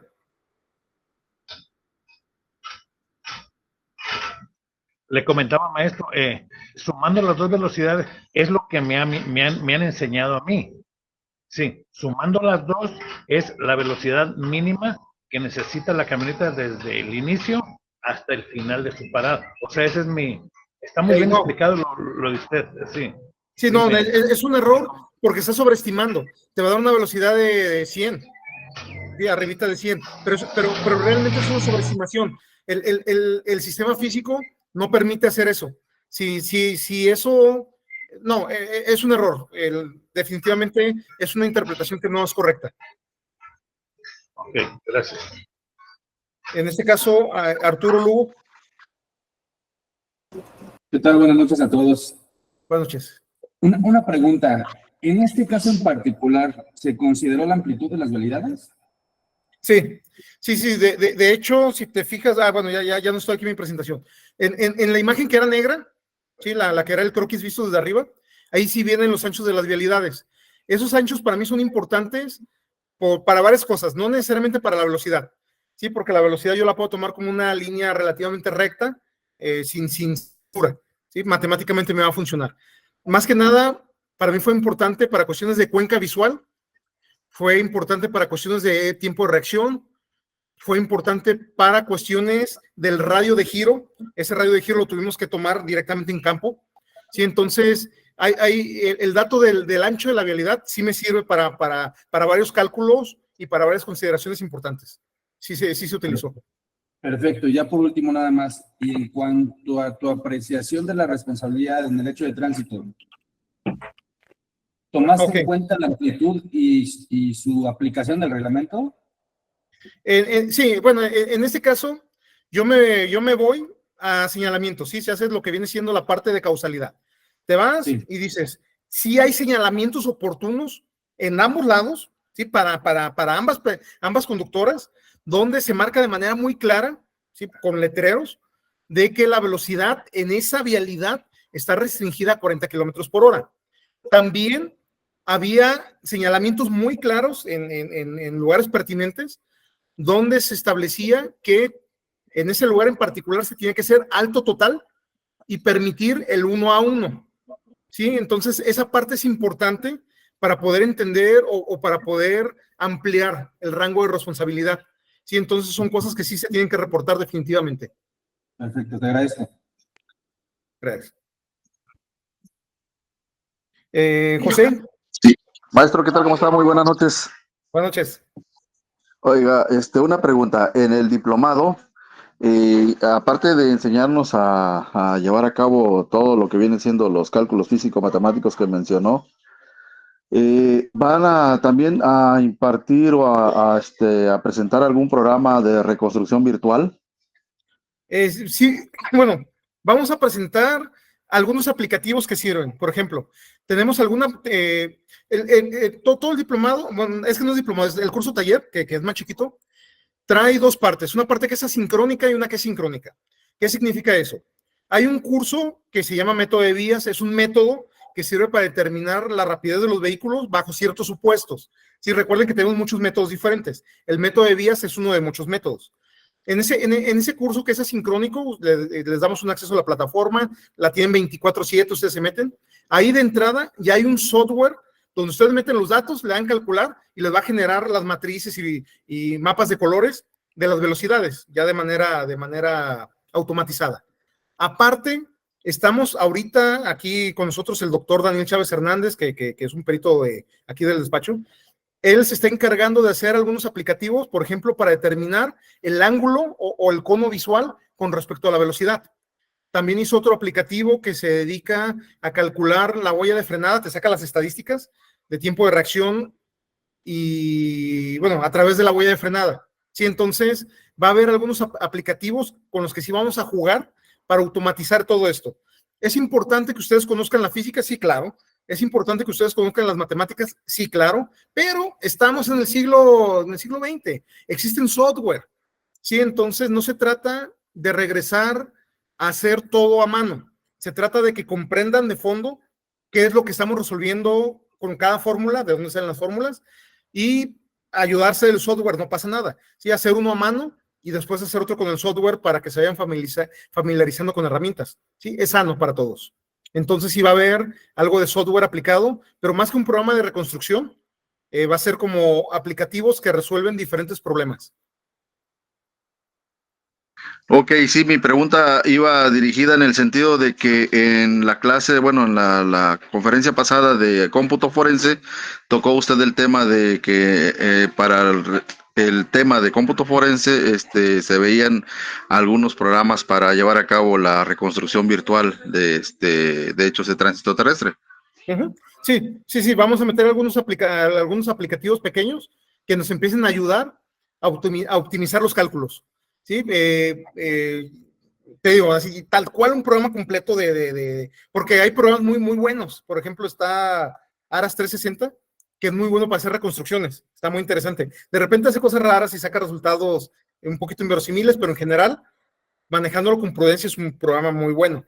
¿Sí? Nosotros no vamos a llegar en el curso taller a eso. Sí, nos vamos a enfocar un poquito más a aprender como el por qué. Sí, la parte de física para enseñarnos a pensar en dónde están los datos, en cómo encontrar los datos, cómo trabajar con esos datos. ¿Sí? Una vez más, un poquito de matemáticas para entender dónde están saliendo las cosas, un poquito de física, y los aplicativos más generales para resolver problemas muy específicos. Entre esos, el de método de vías, ese sí tiene que ver con cómputo forense, con cómputo científico. De hecho, el mapa que les presenté en esa plática, ¿sí? Un mapa de colores donde venían las trayectorias y las calles, ese es el mapa que genera el curso del método de vías, el que ya van a tener acceso, cuando se inscriban, pues luego les damos el acceso, para que lo vayan viendo antes de iniciar el curso taller. Ok, maestro, muchas gracias. Buenas noches. Buenas noches. Ok, bueno, el tiempo ya se nos fue. Una vez más agradezco, como siempre, su tiempo aquí al doctor Arturo, pues su experiencia y toda la buena disposición que siempre trae.